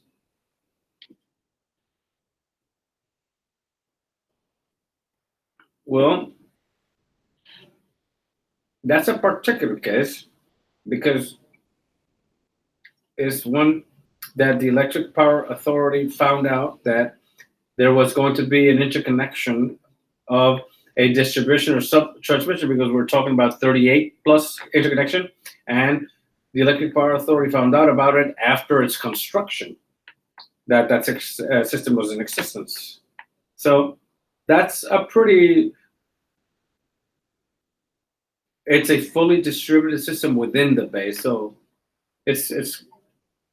so in terms of the Electric Power Authority's evaluation, at least when I was there, was a back and forth between the parties. It was productive because they were open to share and receive information in full knowledge that the base did not comply with those processes, but they were already in the modeling and simulations part with the transmission division at the commission, which is now the Bureau. But I do understand that they're currently underway of, well, they want a microgrid there because they worked to do that as phase 2. And my understanding is that's the analysis that was performed, and that's where the regulations with regards to microgrids comes into effect. But it's a particular case because they're evaluating and they're in the evaluation part, but that's a project that was done and the Electric Power Authority found out about it later. So at that point, we have to thank the authority for having worked as if it had been done correctly from the beginning. And there's a lot of engineers here. Could you tell us a bit more detail about the technical challenges? Was it protection? Can you tell us a bit? Well, certainly, it would be more about protection, yes. Because it's a distributed system. There's about, what, 5.8 meg in terms of cell capacity, which is 5 mega, more or less. And certainly, it's an issue about protection and communication in terms of being able to uphold that energy internally and never to be distributed out to the authority. None is going out to the authority because the demand is larger than the production. And one of the points that the Electric Power Authority found to be positive and that they were not interested in net metering, but really only the interconnection factor, and as approved. So it seems that the issue for that interconnection was the amount of exportable energy by the base. Yep, exactly. So were any of you involved in that study, in that interconnection? So that we can then speak a bit more generally. If there's a customer, now we're talking about the capacity from 5 to 10 megs, and there's some type of limitation with export. That's an interconnection condition. How can the Electric Power Authority check to make sure that they're not exporting the excess? They're not exporting beyond the limitation that was exerted upon that facility.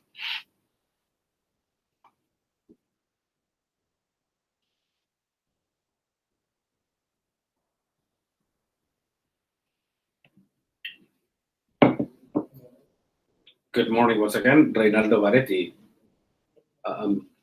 Expounding somewhat on this question, the interconnection regulations for customers to transmission stipulates that the maximum limit for interconnection is 5 megawatts of AC capacity. The systems beyond 1 megawatt have what you call ATRs, which is additional technical requirements, which basically look to mitigate intermittency or the impact that system will have of that GT upon the Electric Power Authority's grid.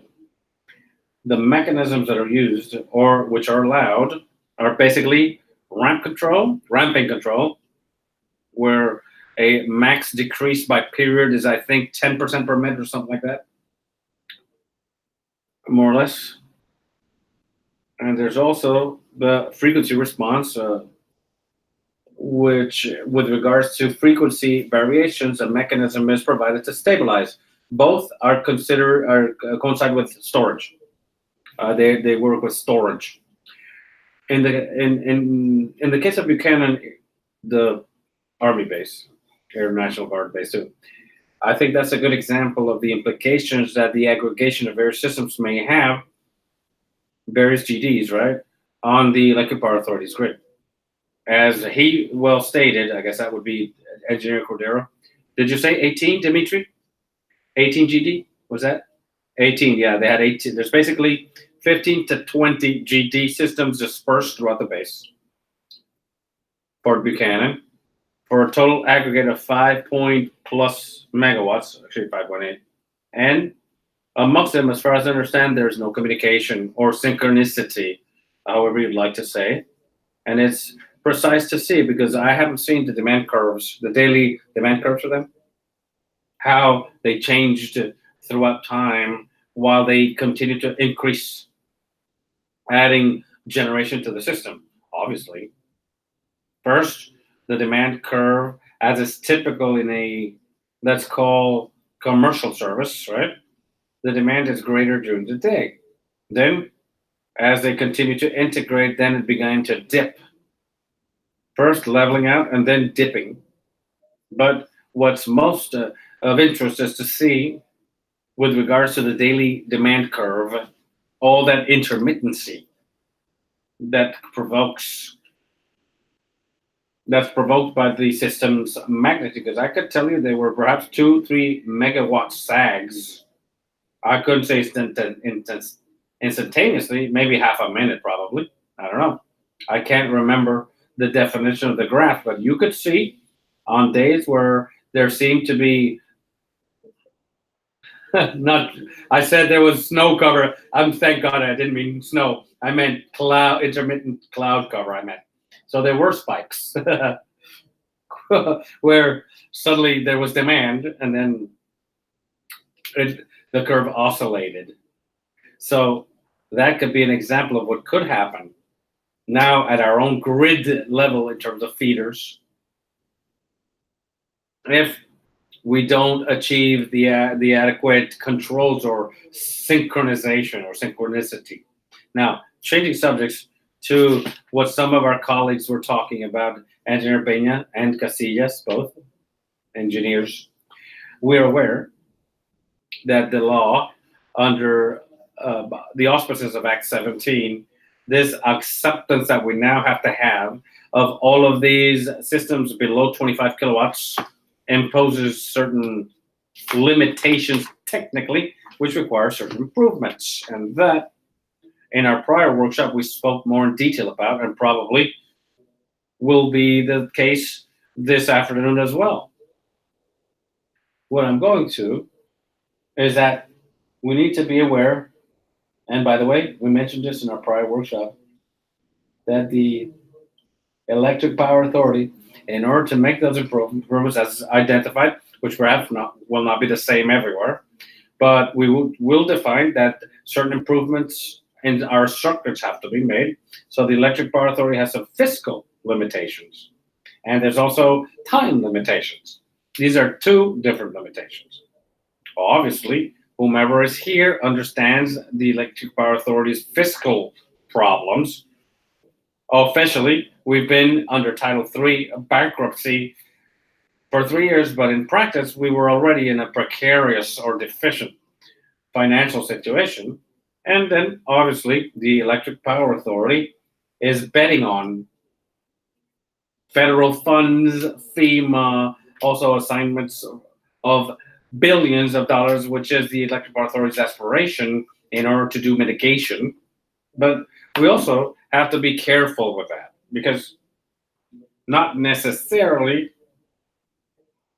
what could be a system mitigation may contribute to improving the system's operationality.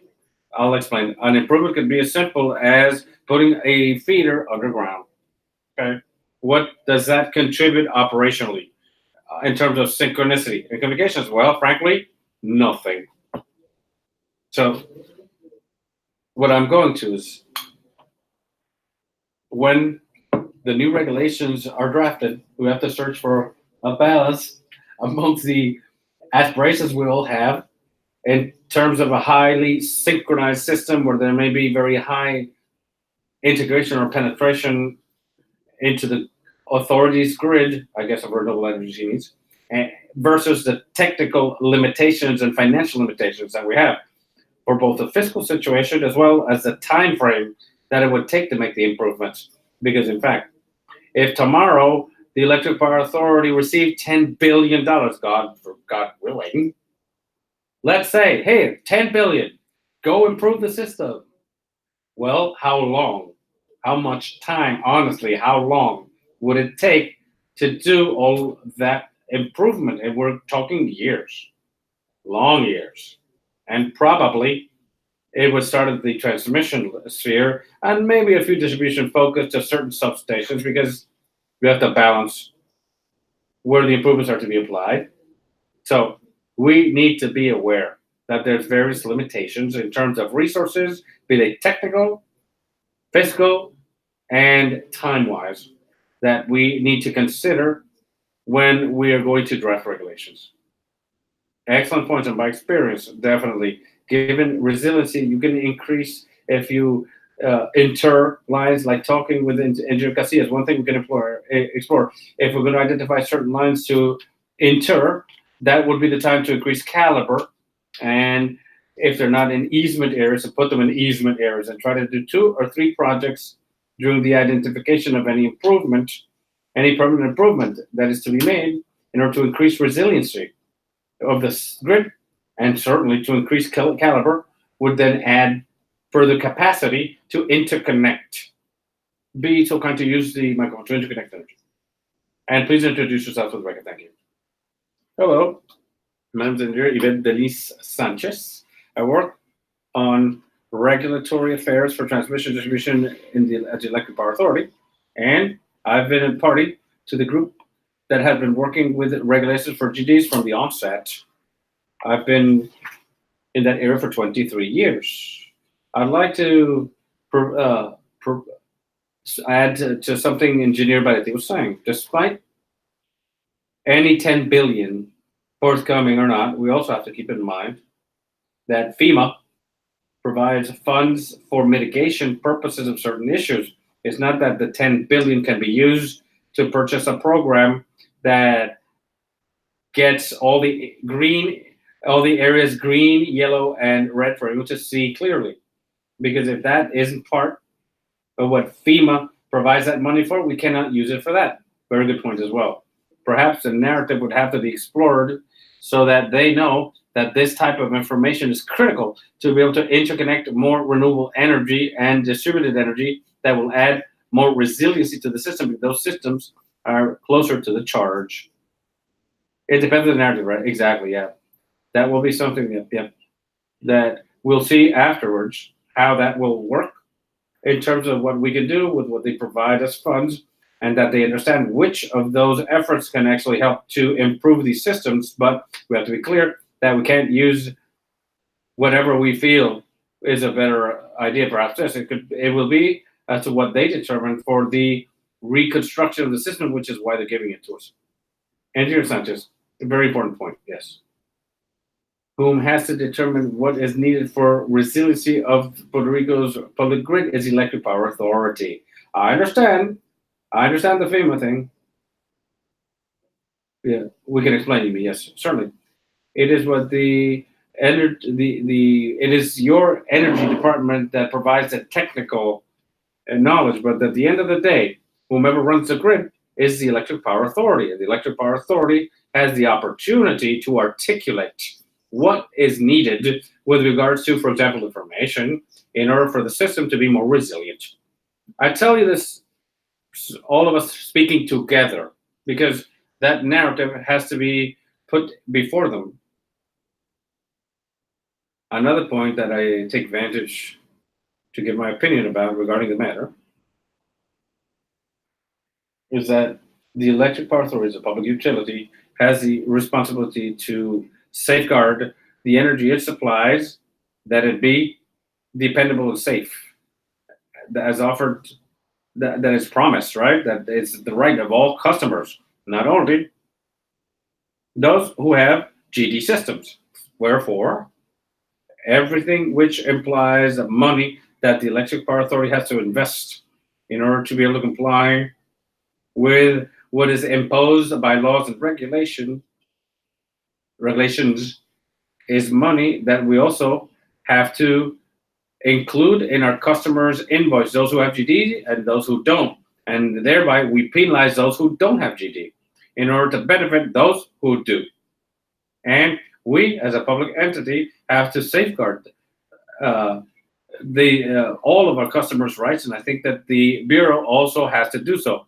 So we're very happy with this type of forum for these types of things to be clarified between industry and the Electric Power Authority, or amongst whomever else, whatever you want to call the entity, the public entity, whatever it ends up calling it, whatever we call it, eventually.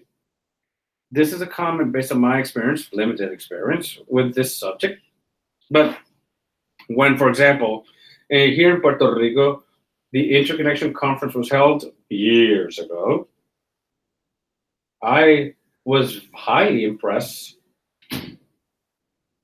when I was able to bring in the European transmission lines people to Puerto Rico who were participants in the conference, the level of organization that the roadmap 2050 has, which is the one they use, where there are GIS layers with the information, the minimum technical requirements are specified by site. And then the projects are run to bid and all are previously planned and scheduled. We're being very reactive here. We're not being proactive. Now, if now is the time, as I understand, to request and apply for those funds, and obviously those funds are married to a whole bunch of different technical requisites and reports that have to be filed for the funds to be drawn down. But I think that now's the time for the needs that the various stakeholders have to be summarized and to sit down and put together a proposal for funds to EDA more than anything else, because there's certain economic implications that there's no economical development because we are stuck with a fiscal reality at the utilities sphere in terms of the availability of energy and personnel and resources and the cost that people pay for energy. So EDA and environmental agencies are interested parties, and the Electric Power Authority as well, because to the degree in which these systems move to a renewable energy, that counts for their global portfolio too. I clarified that I'm very aware about the operational difficulties of upholding and maintaining all this information, because an astronomical database is very costly. Excuse me, a database of this nature is astronomically costly, and it's like shooting a moving target because it's constantly changing. And if we have another atmospheric phenomenon, there will also be further changes in the specifications, and with equipment that goes down, configurations change. We also have to keep that in mind, but we really should be a bit more proactive. And the stakeholders, right?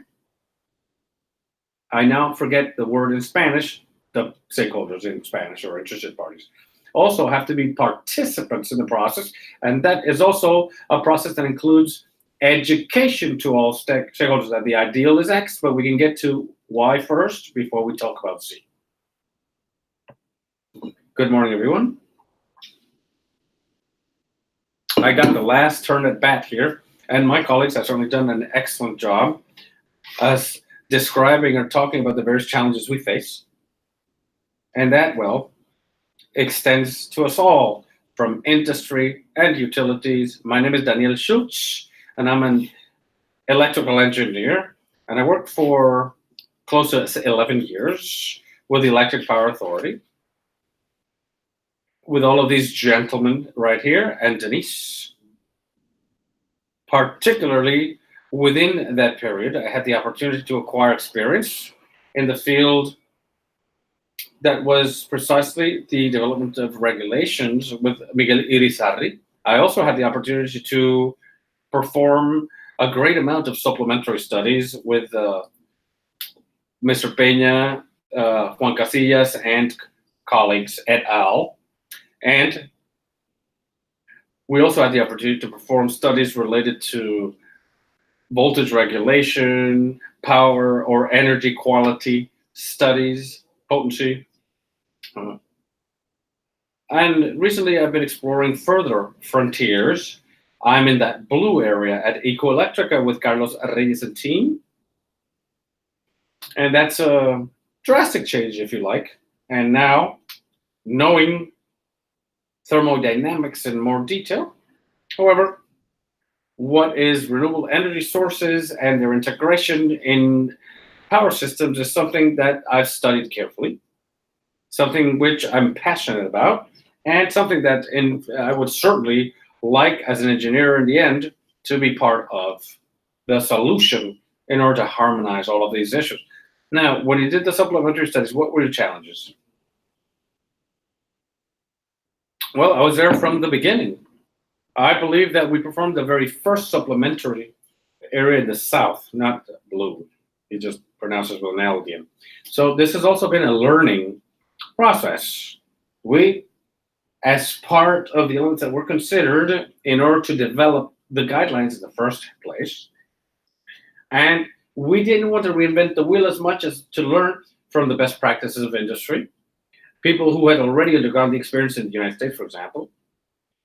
And that's why we make a reference at all times to the federal guidelines established by PREB, for example, SGIP, SGIA. And I'm the type of person, just as many of our colleagues here and present, who love to perform our analyses well done, and as professionals at the end of the day to do things right, thinking in everyone's well-being. We, in this process, when we began to perform the supplementary studies, we always work from the perspective that the results of this supplementary study shall be as real as the model you used. And that's why there's so much dedication to the side of GIS and field verification, also very important, and even more than ever after Hurricane Maria, which basically we underwent a pretty, let's say, harebrained or reactive recovery process where we just found a way to bring energy to the people as soon as we could. So certainly that's a very important matter and something that we have to address quickly so that then we can apply the models for the studies. So that was one of the things that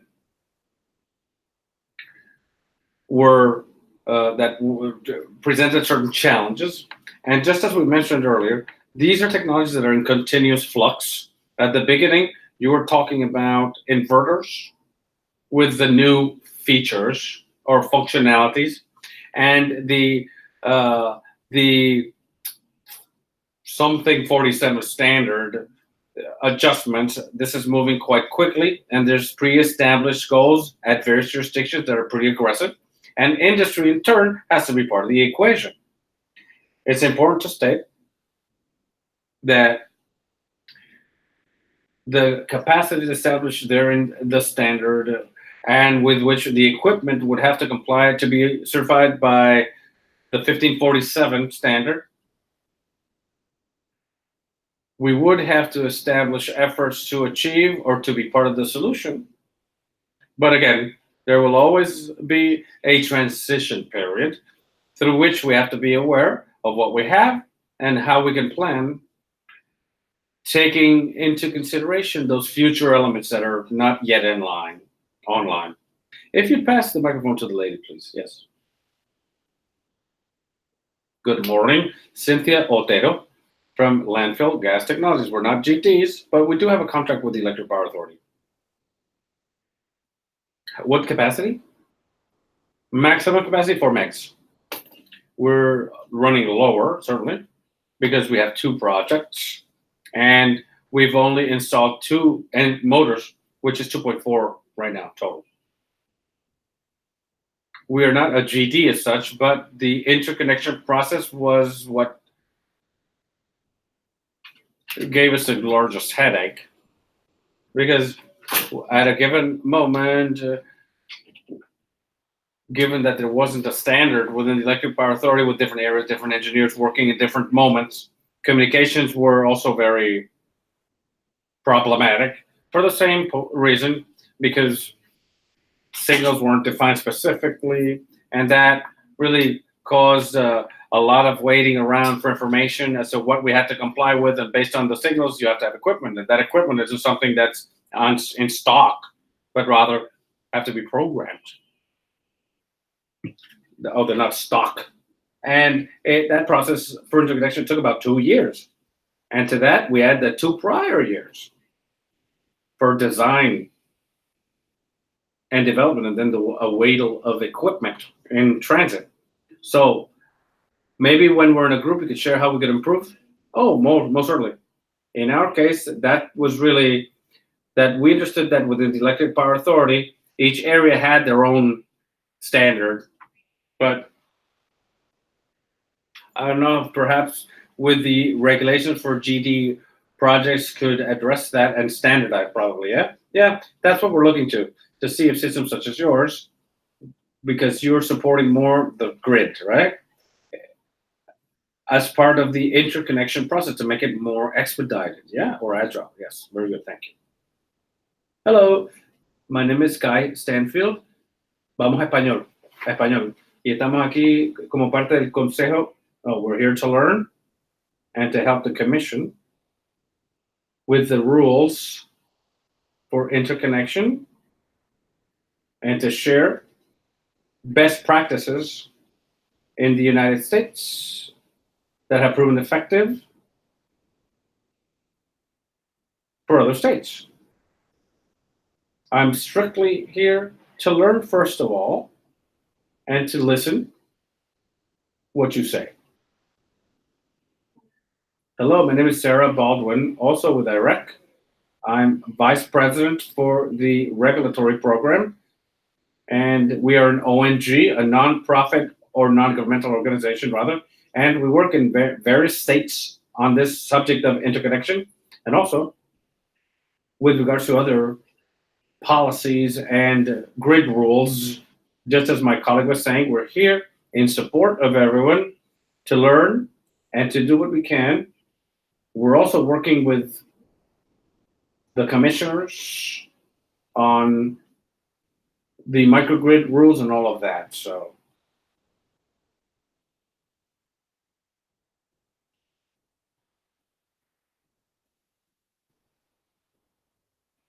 aloha.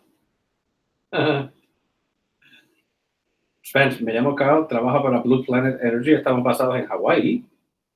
Sin embargo, más recientemente logré visitar a Puerto Rico hace un año más o menos para empezar a trabajar aquí en Puerto Rico, gracias a el aliento que recibí de mi amigo Ángel Sayas. Muchas gracias.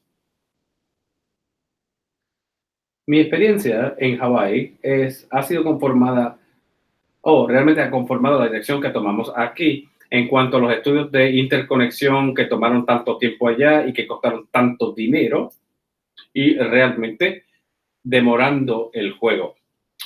Muchos de nuestros clientes allá decidieron irse off-grid, de salirse del sistema, desconectarse totalmente.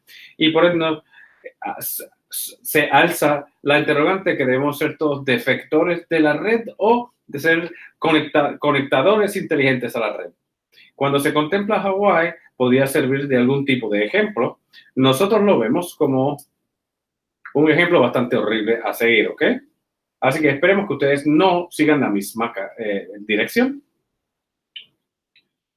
Reciente o no tan recientemente se levantó el mandato para que haya 100% energía renovable, que es bastante excitante, estamos orgullosos. Y la compañía de utilidades que por años nos dijo que era imposible, que no se podía, pues luego de que básicamente se esforzaron a afilar y agudizar los lápices y reformar la conversación y la calculadora interna, dijeron, espérate, no solamente es posible, podemos hacerlo más rápido. Y ahora terminaremos ganando más dinero por eso. Por ende, realmente es muy excitante haber escuchado eso recientemente, pero eso va a ser tanto para el beneficio de ellos como para la isla completa. Y también será un beneficio a la compañía, a ICO o ECO, no sé, me gusta decir ELCO porque se suena más feo. Helco, la compañía del infierno en inglés. Ahora, en todo caso, volvemos a Puerto Rico. Nos gustaría expeditar el cambio. Queremos también llevarnos bien tanto con las utilidades como con el gobierno, pero también queremos ponerle el poder en las manos al consumidor lo más posible. Y mientras que todo eso nos devuelve lo que probablemente ya están pensando. Todos estos problemas tienen que ver con medición neta o realimentar la red. Y si los clientes deciden que se pueden quitar del metro y tirarlo a la carretera y desconectarse totalmente, quizá algunos de los conversatorios y los problemas que estamos discutiendo ahora es un problema para ellos. Pero no es la solución total para la isla, porque hay muchas personas que no pueden costear eso y no queremos dejar a estos rezagados, pero sí pensamos que si logramos descartar de quitarle mucho dinero a la utilidad en cuanto a los clientes mayores, inmediatamente habrán el incentivo de jugar pelota dura más rápido y adaptarse más rápidamente al proceso. Por ende, no estoy diciendo que tenemos la habilidad de torcerles tan fuertemente el brazo, pero claramente vamos a tratar. Así que nos gusta promover un sentido de independencia energética, pero no necesariamente hablamos de relaciones a menudo. No queremos que todo el mundo se divorcie tampoco, para mantener las cosas simples. Queremos promover las relaciones saludables. Así que si se puede ser completamente independiente energéticamente o si se puede trabajar con la utilidad, entonces la negociación entonces es un poco más justa, porque allí hay algo de nuestro lado con lo cual se puede negociar. Por ende, lo que nos gusta decir es que tenemos sistemas que son agnósticos a la red. Si quieres trabajar con la utilidad y se portan bien, perfecto, trabaja con ellos. Deben de tener algo que ofrecerte. en esa relación. Y tal como vemos que la energía renovable se hace más barata y que las baterías son más confiables y los sistemas de control también, estamos haciendo que su trabajo sea más difícil para mantener a sus clientes felices. Another point that it brings, there's people up in the mountains that could truly disconnect from the network because they don't have a lot of charge. It could happen. In Washington, there's a lot of charge. In Puerto Rico, it could happen. A question I have, there's a lot of engineers here, right? What you're saying is that they sharpen their pencil, and Helco is now incorporating all this renewable energy. What do you mean with sharpening your pencil? What did they do to accommodate all this renewable energy? Sí, cómo no. Hay varias cosas favorables que están pasando a nivel industria. El costo de energía solar ha bajado mucho, que ha ayudado mucho. Y quizás no se estaban manteniendo al día con esas bajas de costo. Los sistemas de control también son cada vez más confiables, que fue gran parte de ellos. Así que la inteligencia de cómo pueden gestar esos activos de generación distribuida. Y de ninguna manera quiero hablar demasiado sobre mi autoridad. Realmente yo no represento ni a Helco ni a Hico. Pero ellos se han dado cuenta que Delta, lo que les cuesta producir la energía en cuanto a lo que le pueden cobrar al cliente, es más barato con energía solar y baterías que lo que fue con combustibles fósiles. Por ende, se dieron cuenta que pueden hacerlo más barato, venderlo más barato y todavía ganar más dinero al mismo tiempo, ser más rentable. Así que, de hecho, es mejor tanto para el consumidor como para ellos. So, in terms of control systems at the utility sphere, they're controlling these systems that may be behind the meter, and they have visibility of these systems in order to incorporate at the utility sphere. Ay, si fuera cierto. Esto es más que nada sistemas que ellos quieren poner al frente del metro para que sean activos de ellos, ¿verdad? Así que nosotros estamos promoviendo en Blue Point Energy que sea el cliente que tenga ese poder detrás del metro y tenga esa habilidad de tener una buena relación saludable. Pero claramente es posible que PREPA podría decir, oye, esto lo hacemos nosotros, vamos a poner un montón de baterías solares de nuestro lado del metro y vamos a hacer más ganancias, pero ustedes también van a recibir una red mucho más confiable en ese negocio y eso va a estar bien también. Pero de alguna forma tenemos que acelerar ese proceso. May I mention something? Ángel Sayas again. I heard about Enphase, who were one of the products that they used a lot in Hawaii and throughout the entire island. Penetration was quite such that at some point they worked with the utility where they were able to lift the voltage frequency data for each distributed point, every point, and that gave them the opportunity to work jointly with that data, because they didn't have the entirety of the metering in distribution. So I understand that in Puerto Rico, in order to help even in the analyses and the prior evaluations with so many systems that they have distributed in the various points in distribution branches, that can be used to accelerate part of what may help. And they have voltage information, frequency, to the degree that to date, the new products that Enphase, that I've been hearing about, that is bringing or will bring to be able to contribute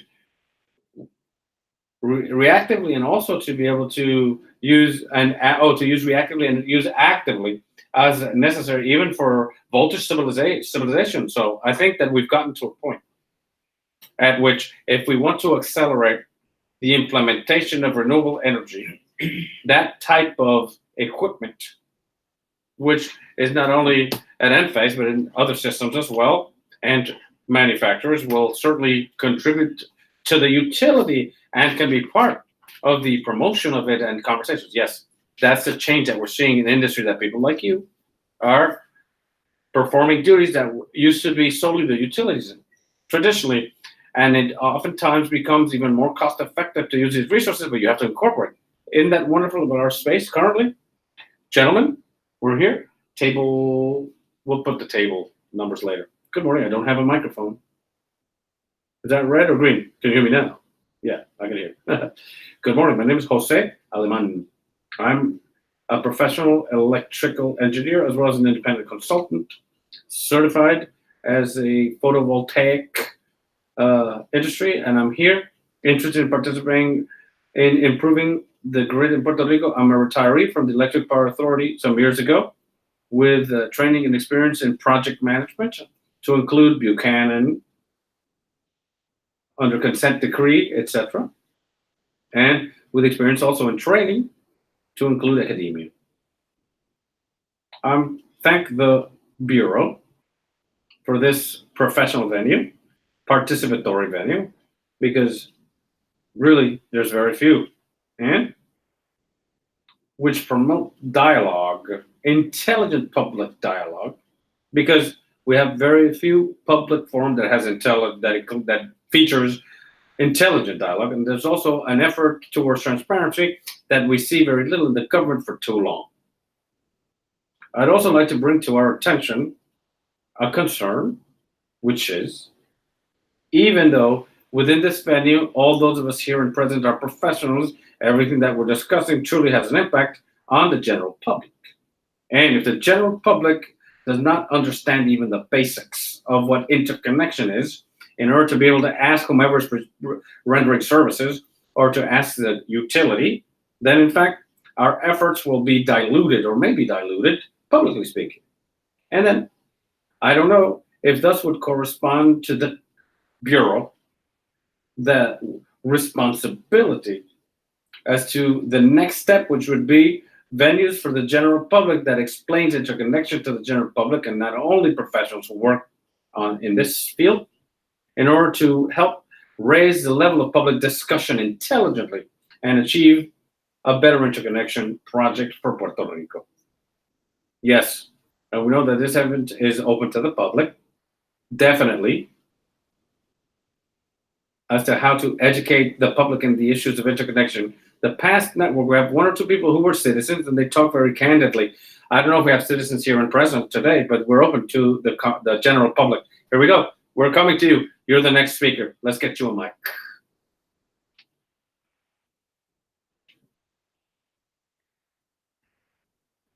Good morning. My name is Maribel Hernandez. I'm here on behalf of the United for Puerto Collective, and we are putting together an electric co-op, and we're here to learn. And during the creation of the installations in Utuado, is there any challenges that you found with the design of interconnection or the process? This technological part is being led by our executive director, who is CP Smith. We aspire to manage the hydroelectrical, comilla en dos bocas, to include a photovoltaic system for resiliency in Adjuntas, Ayuya, and Utuado, which, as you know, were highly devastated and left wayward during this tragedy of Hurricane Maria.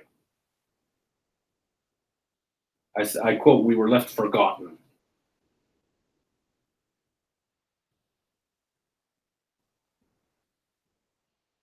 Going to Spanish.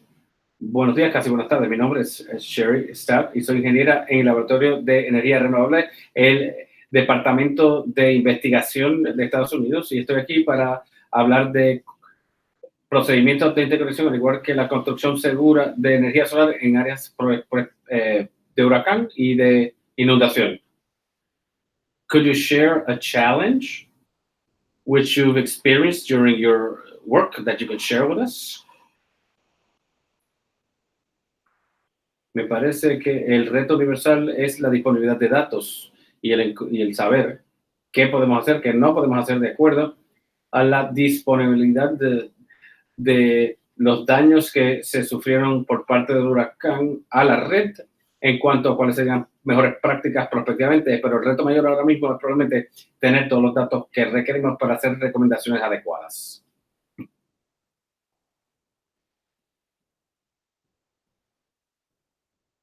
One second while we find a mic.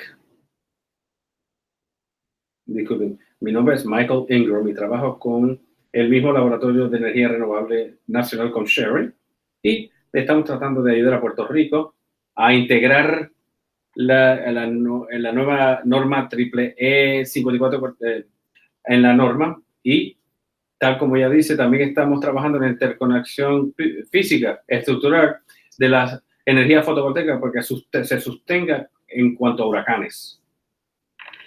Could you give us a bit more information regarding what 1547 is doing now, in which the system is being assessed per se versus an assessment of solely equipment as UL 1741?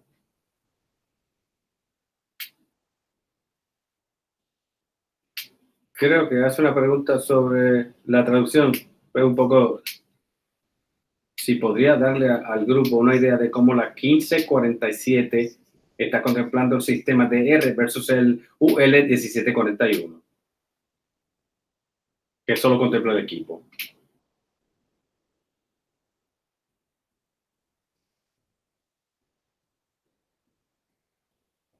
No tendría que poner el equipo.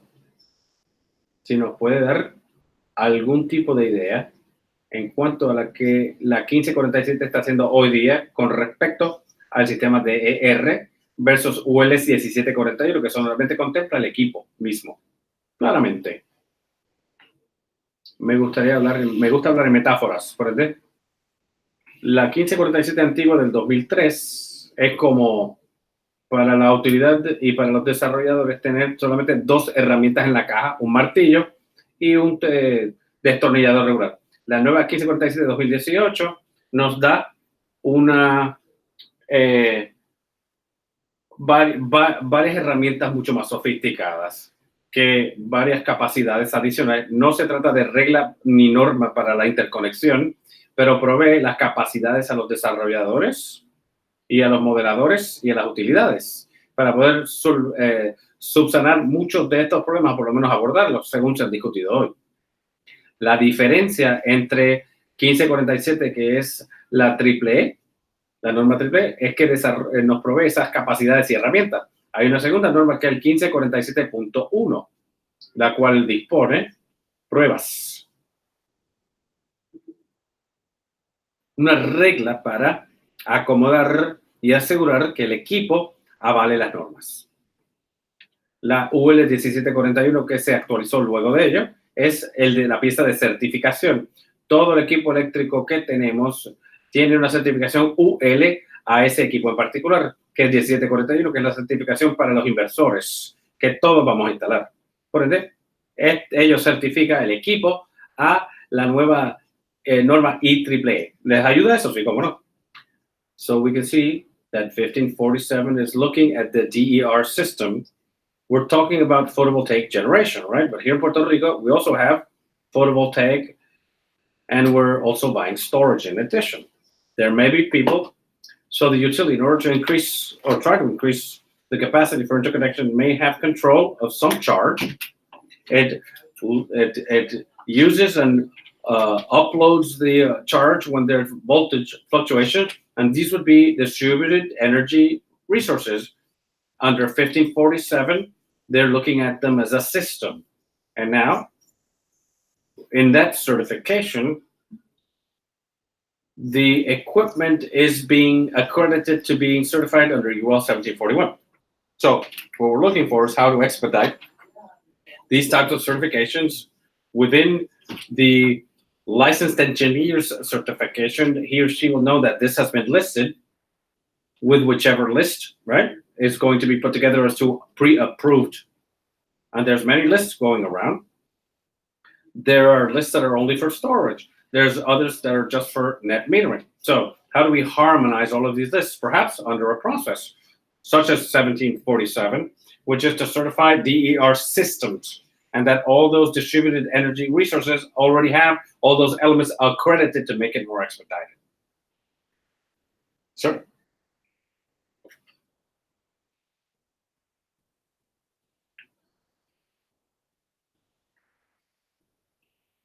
Good morning.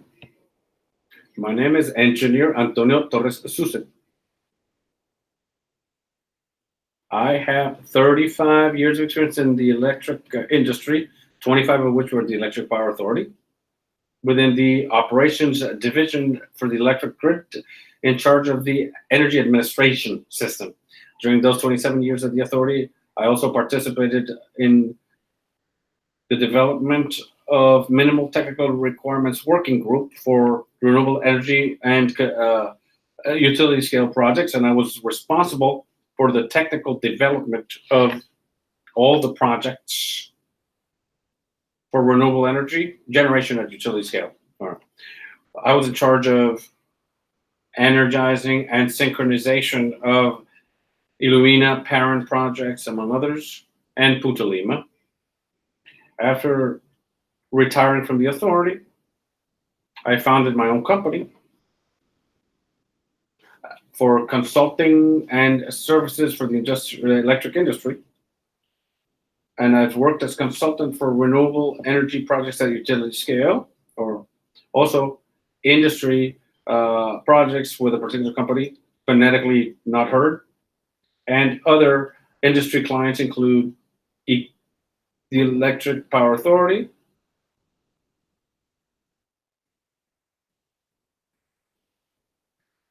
in the background as to the renewable energy process integration in 2012, I'm the co-author of an integration project for renewable energy to the Puerto Rico grid from the operational point of view. Currently, if we talk about challenges that Puerto Rico has for the implementation of renewable energy, well, I at least subdivide these challenges in what would be the operational challenges. Now, looking at the grid as a whole, then the transmission challenges that are distribution related, and also distribution, and then the challenges from the point of view of customers, and then the challenges for developers. In the area of electric grid integration in Puerto Rico, as a consultant,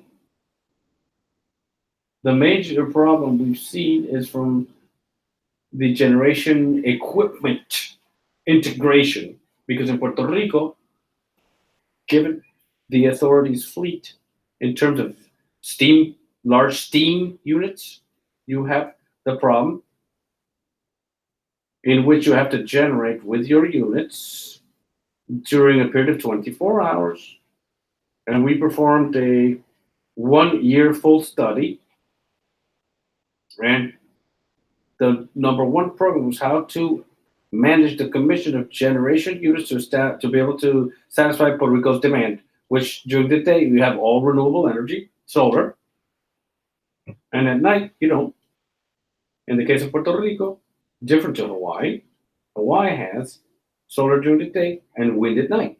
Therefore, you can achieve certain degree of balance or cancellation, and then you can see all that aggregate generation in 24 hours. In Puerto Rico, it's different. In Puerto Rico, solar produces during the day approximately from 6 a.m. to 7 p.m. and the wind too. At night, practically, the wind relations are zero, practically. And that creates a problem for generation fleet units plus renewable energy that work to 7 p.m. They lose all the charge. And then PREB's machines then have to absorb 100% of that charge. So they have to produce that generation. And given that PREB's fleet, many people talk about flexibility. Well, each sector uses that term from their own point of view. But from the operational point of view of the entire network grid, the term flexibility in terms of achieving the largest penetration is to be able to have units that are able to keep on a 24-hour cycle of operations, at which 12 hours they're off and 12 hours working at night. And that creates a financial problem when you want to bring some privatizing entity because let's say you're 50% capacity factor. No, it's not fine. You can't finance a project at that. So you have to, surrender a prime, which will affect the cost. Then, before the loss of renewable energy at 7 p.m. at night, then you have flexible units, and at 6 a.m. you turn them off. The second challenge that we have at the operational sphere is regulation. Given the intermittency we have in Puerto Rico, and given there's an intermittency, there's a certain degree of intermittency in Puerto Rico, because since we depend on the sun, Then Puerto Rico, given its geographic location, you see that there's certain cloud patterns that you may not see in San Jose, California, nor Arizona. You see production with a perfect bell curve. In Puerto Rico, that doesn't happen. Here, we have some violent peaks and valleys of a unit that could be 20 megawatts at a certain point and go down to 8 megawatts just on its own. That's where the geographic distribution in Puerto Rico, geographic distribution, practically is null because the entire island is a region. And in summary, what we have is an aggregate total value of solar energy, which within in 1,083 megawatts, at some point you go down to 783. So you don't have 100% generation, but it will always be the total sum positive. You wouldn't have what you have in geographic distribution, that you have one plant in Mayagüez and one in some other place. One is up, one is down, and the net is zero. So the frequency regulator, the problem in Puerto Rico is that the obsolescence of the generation units that the Electric Power Authority has and the controls, and be they mechanical controls, it can never go at the same speed as the variability or intermittency of the sun, which is an electronic regulation. So you'd have to apply a minimum technical requirement to address the fact of the ramping that solar energy produces, and thereof development within PREPA's minimum technical requirements that we opt to go for for two different points of attack. On one side, we have the ramping control and the frequency regulation control on the other hand. And at the end of the day, both were approved and accepted by industry. As a curious issue, when we had all the technical meetings with the developers, the way in which we were able to achieve developers to accept the minimum technical requirements, it wasn't because of any technical reasoning, but rather financial.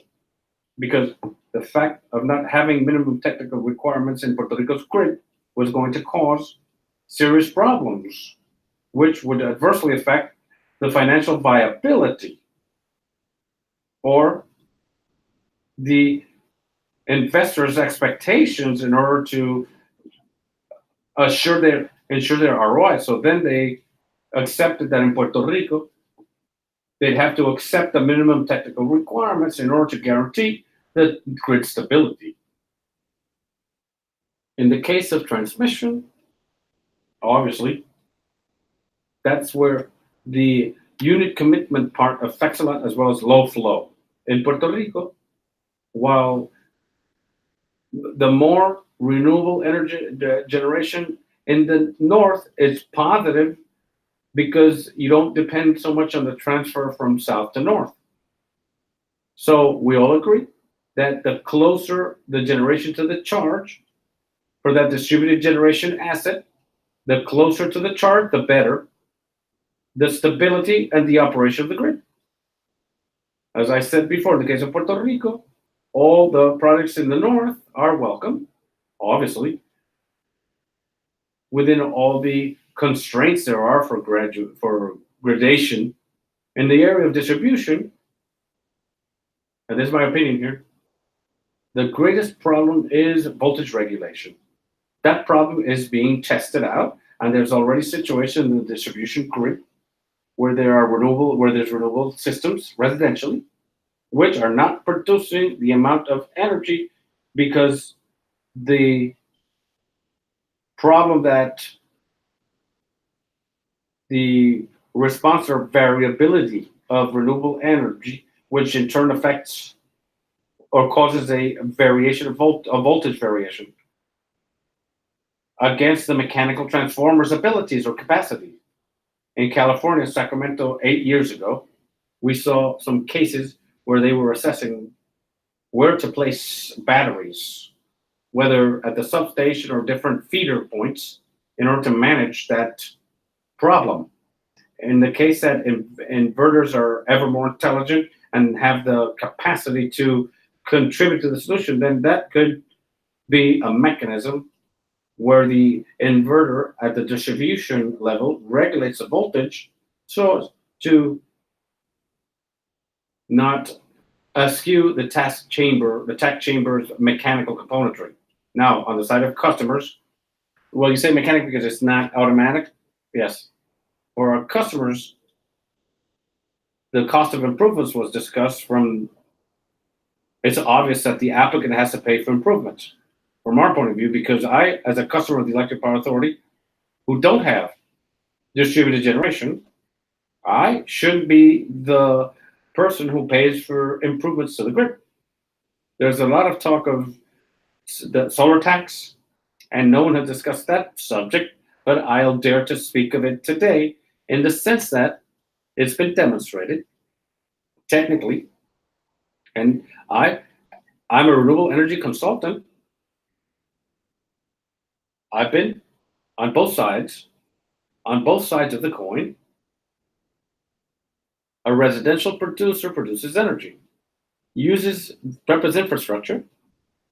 During the day, he or she generates, and I export the energy. And then at night, I consume PREB's energy. So I'm using PREB's infrastructure. I'm using ancillary services from PREB, for which I don't produce, but I pay for. That's the reality. That's a totally different workshop. Yeah, that's a different discussion, certainly. But technically, that's the reality. And as adopted by FERC's standards, that ancillary services have a cost. Who pays for them? Well, that's a different story.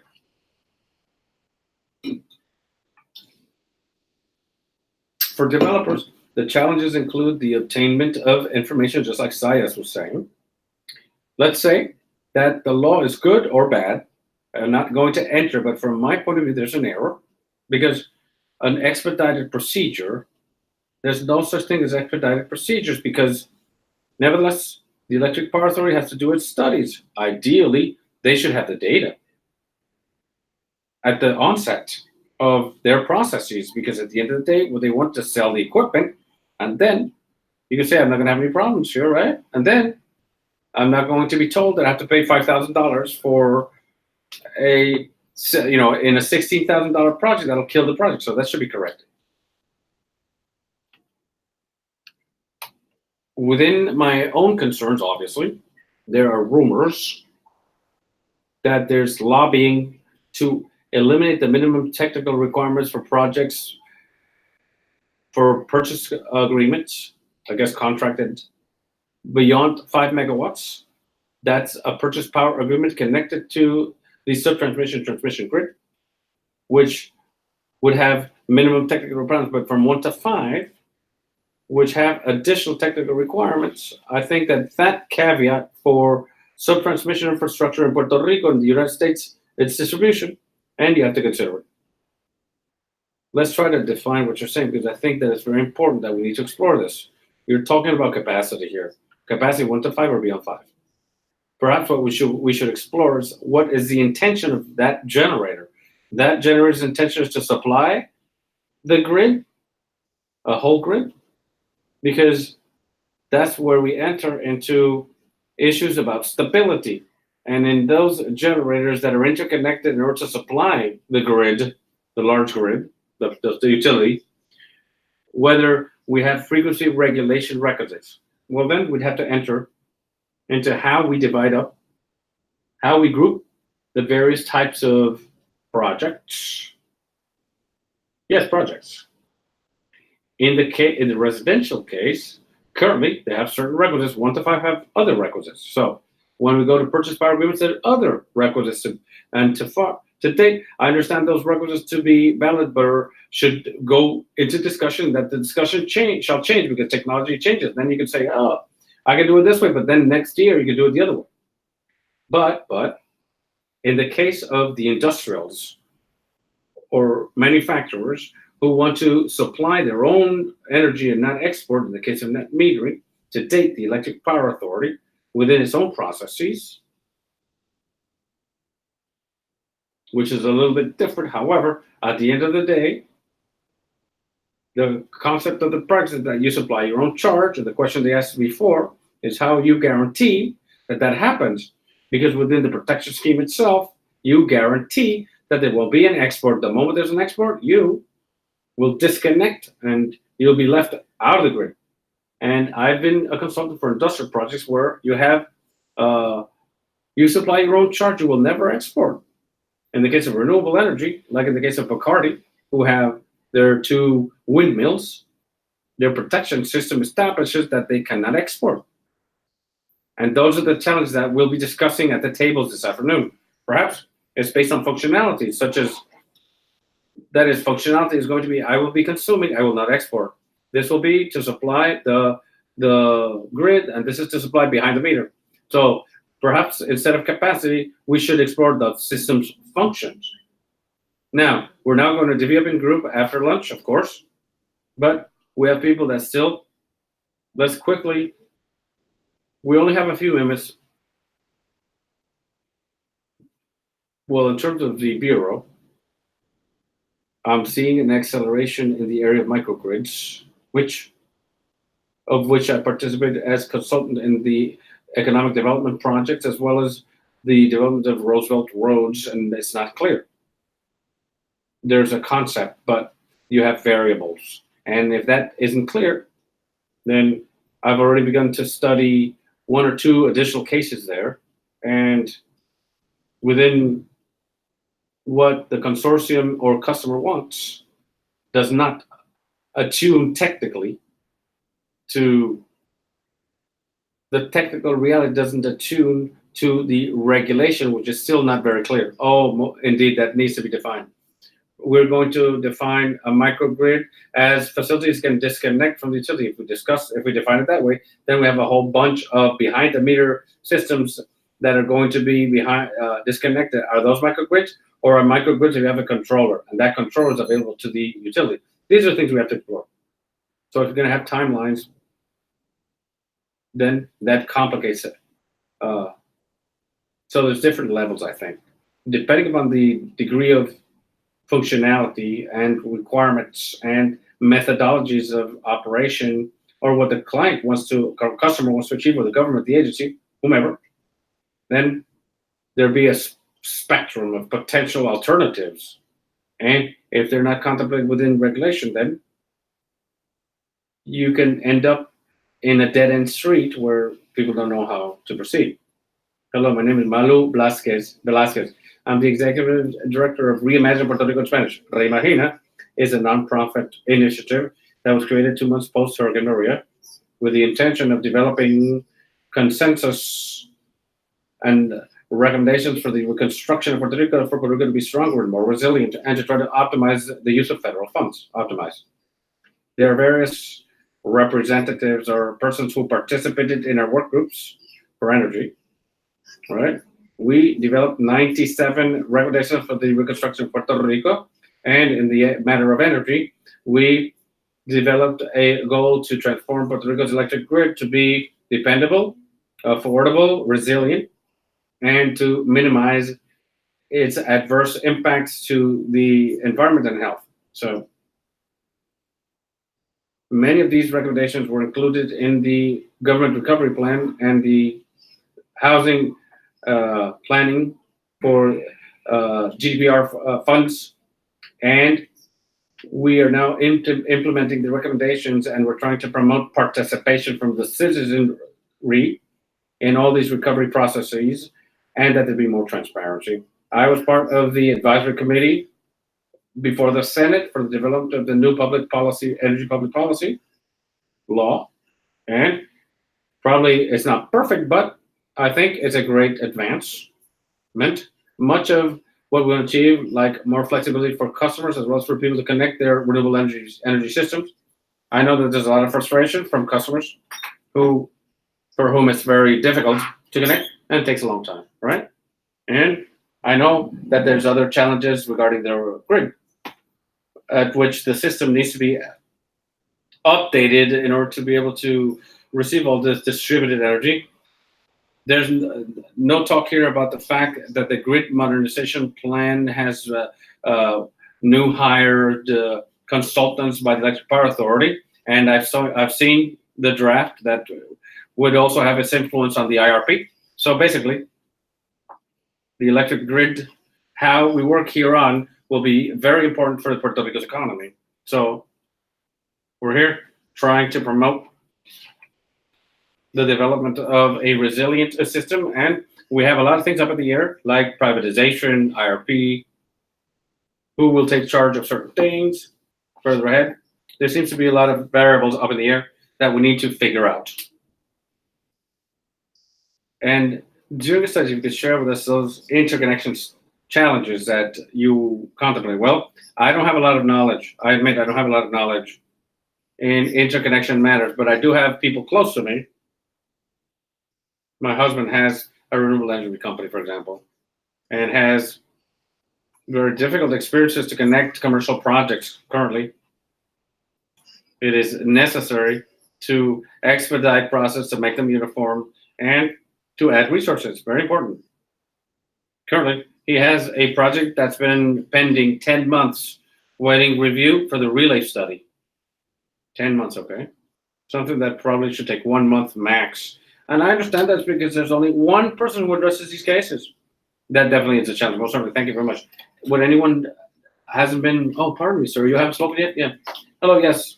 My name is Carlos Alberto Velasquez. My professional backdrop is in environmental management. That's 12, so in closing, I will only share that I think that Hurricane Maria and Hurricane Irma has presented a great opportunity to recreate our electric power authority.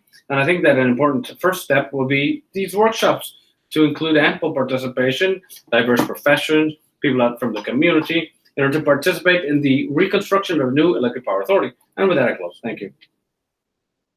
Will at least share one challenge with us from your experience, please. Sure, of course. It's been discussed various times. They talked about microgrids. They talked over there about the development of regulations for aggregate net metering and for shared net metering, which I both believe to be important to develop such regulations. I also think it's important also when we look at the renewable energy portfolio, talking to the tune of 100% by 2050, but I think the first goal is 20% by 2022. So I think our gleaning should be closer to 2022 to see what we can achieve together for the Electric Power Authority to allow this type of penetration for renewable energy in a safe and dependable way for the grid, taking into consideration distributive justice, solar tax, and all the other challenges we have before us. But the greater challenge, I would say, shall be the lack of information people have. Engineer Aleman, our friend here, also said that these are complex technical affairs, and even us consultants are called to explain this degree of complexity in the community, and we have to take all this language and dilute it. No, I don't know, translate it, let's say, to the community for them to understand and be participants. And that's, I think, my challenge I see day to day. Yes, I believe that as a group we've identified a vacuum there as how to share the information with the community, and that way the utility will get the support. We're here now at lunch. We'll be back in 1 hour, and we'll be back at 1:15. I know it's Friday, so don't just go. Be back at 1:15. I have to leave early because I'm going to see the game. So, so please be back at 1:15. At that time, when you get back, I'll be placing everyone at tables, and we'll try to distribute everyone evenly. And we're going to put out various common challenges in addition to whatever you'd like to add to the discussion. And we're going to work to hear proposals for solutions to capture them. Remember that you have to identify a raconteur or leader to represent the table as a group. Can we leave our bags here? Yes, you can. This area will be safe. We'll see you at 1:15. Enjoy your lunch. Thank you for listening in English and Spanish.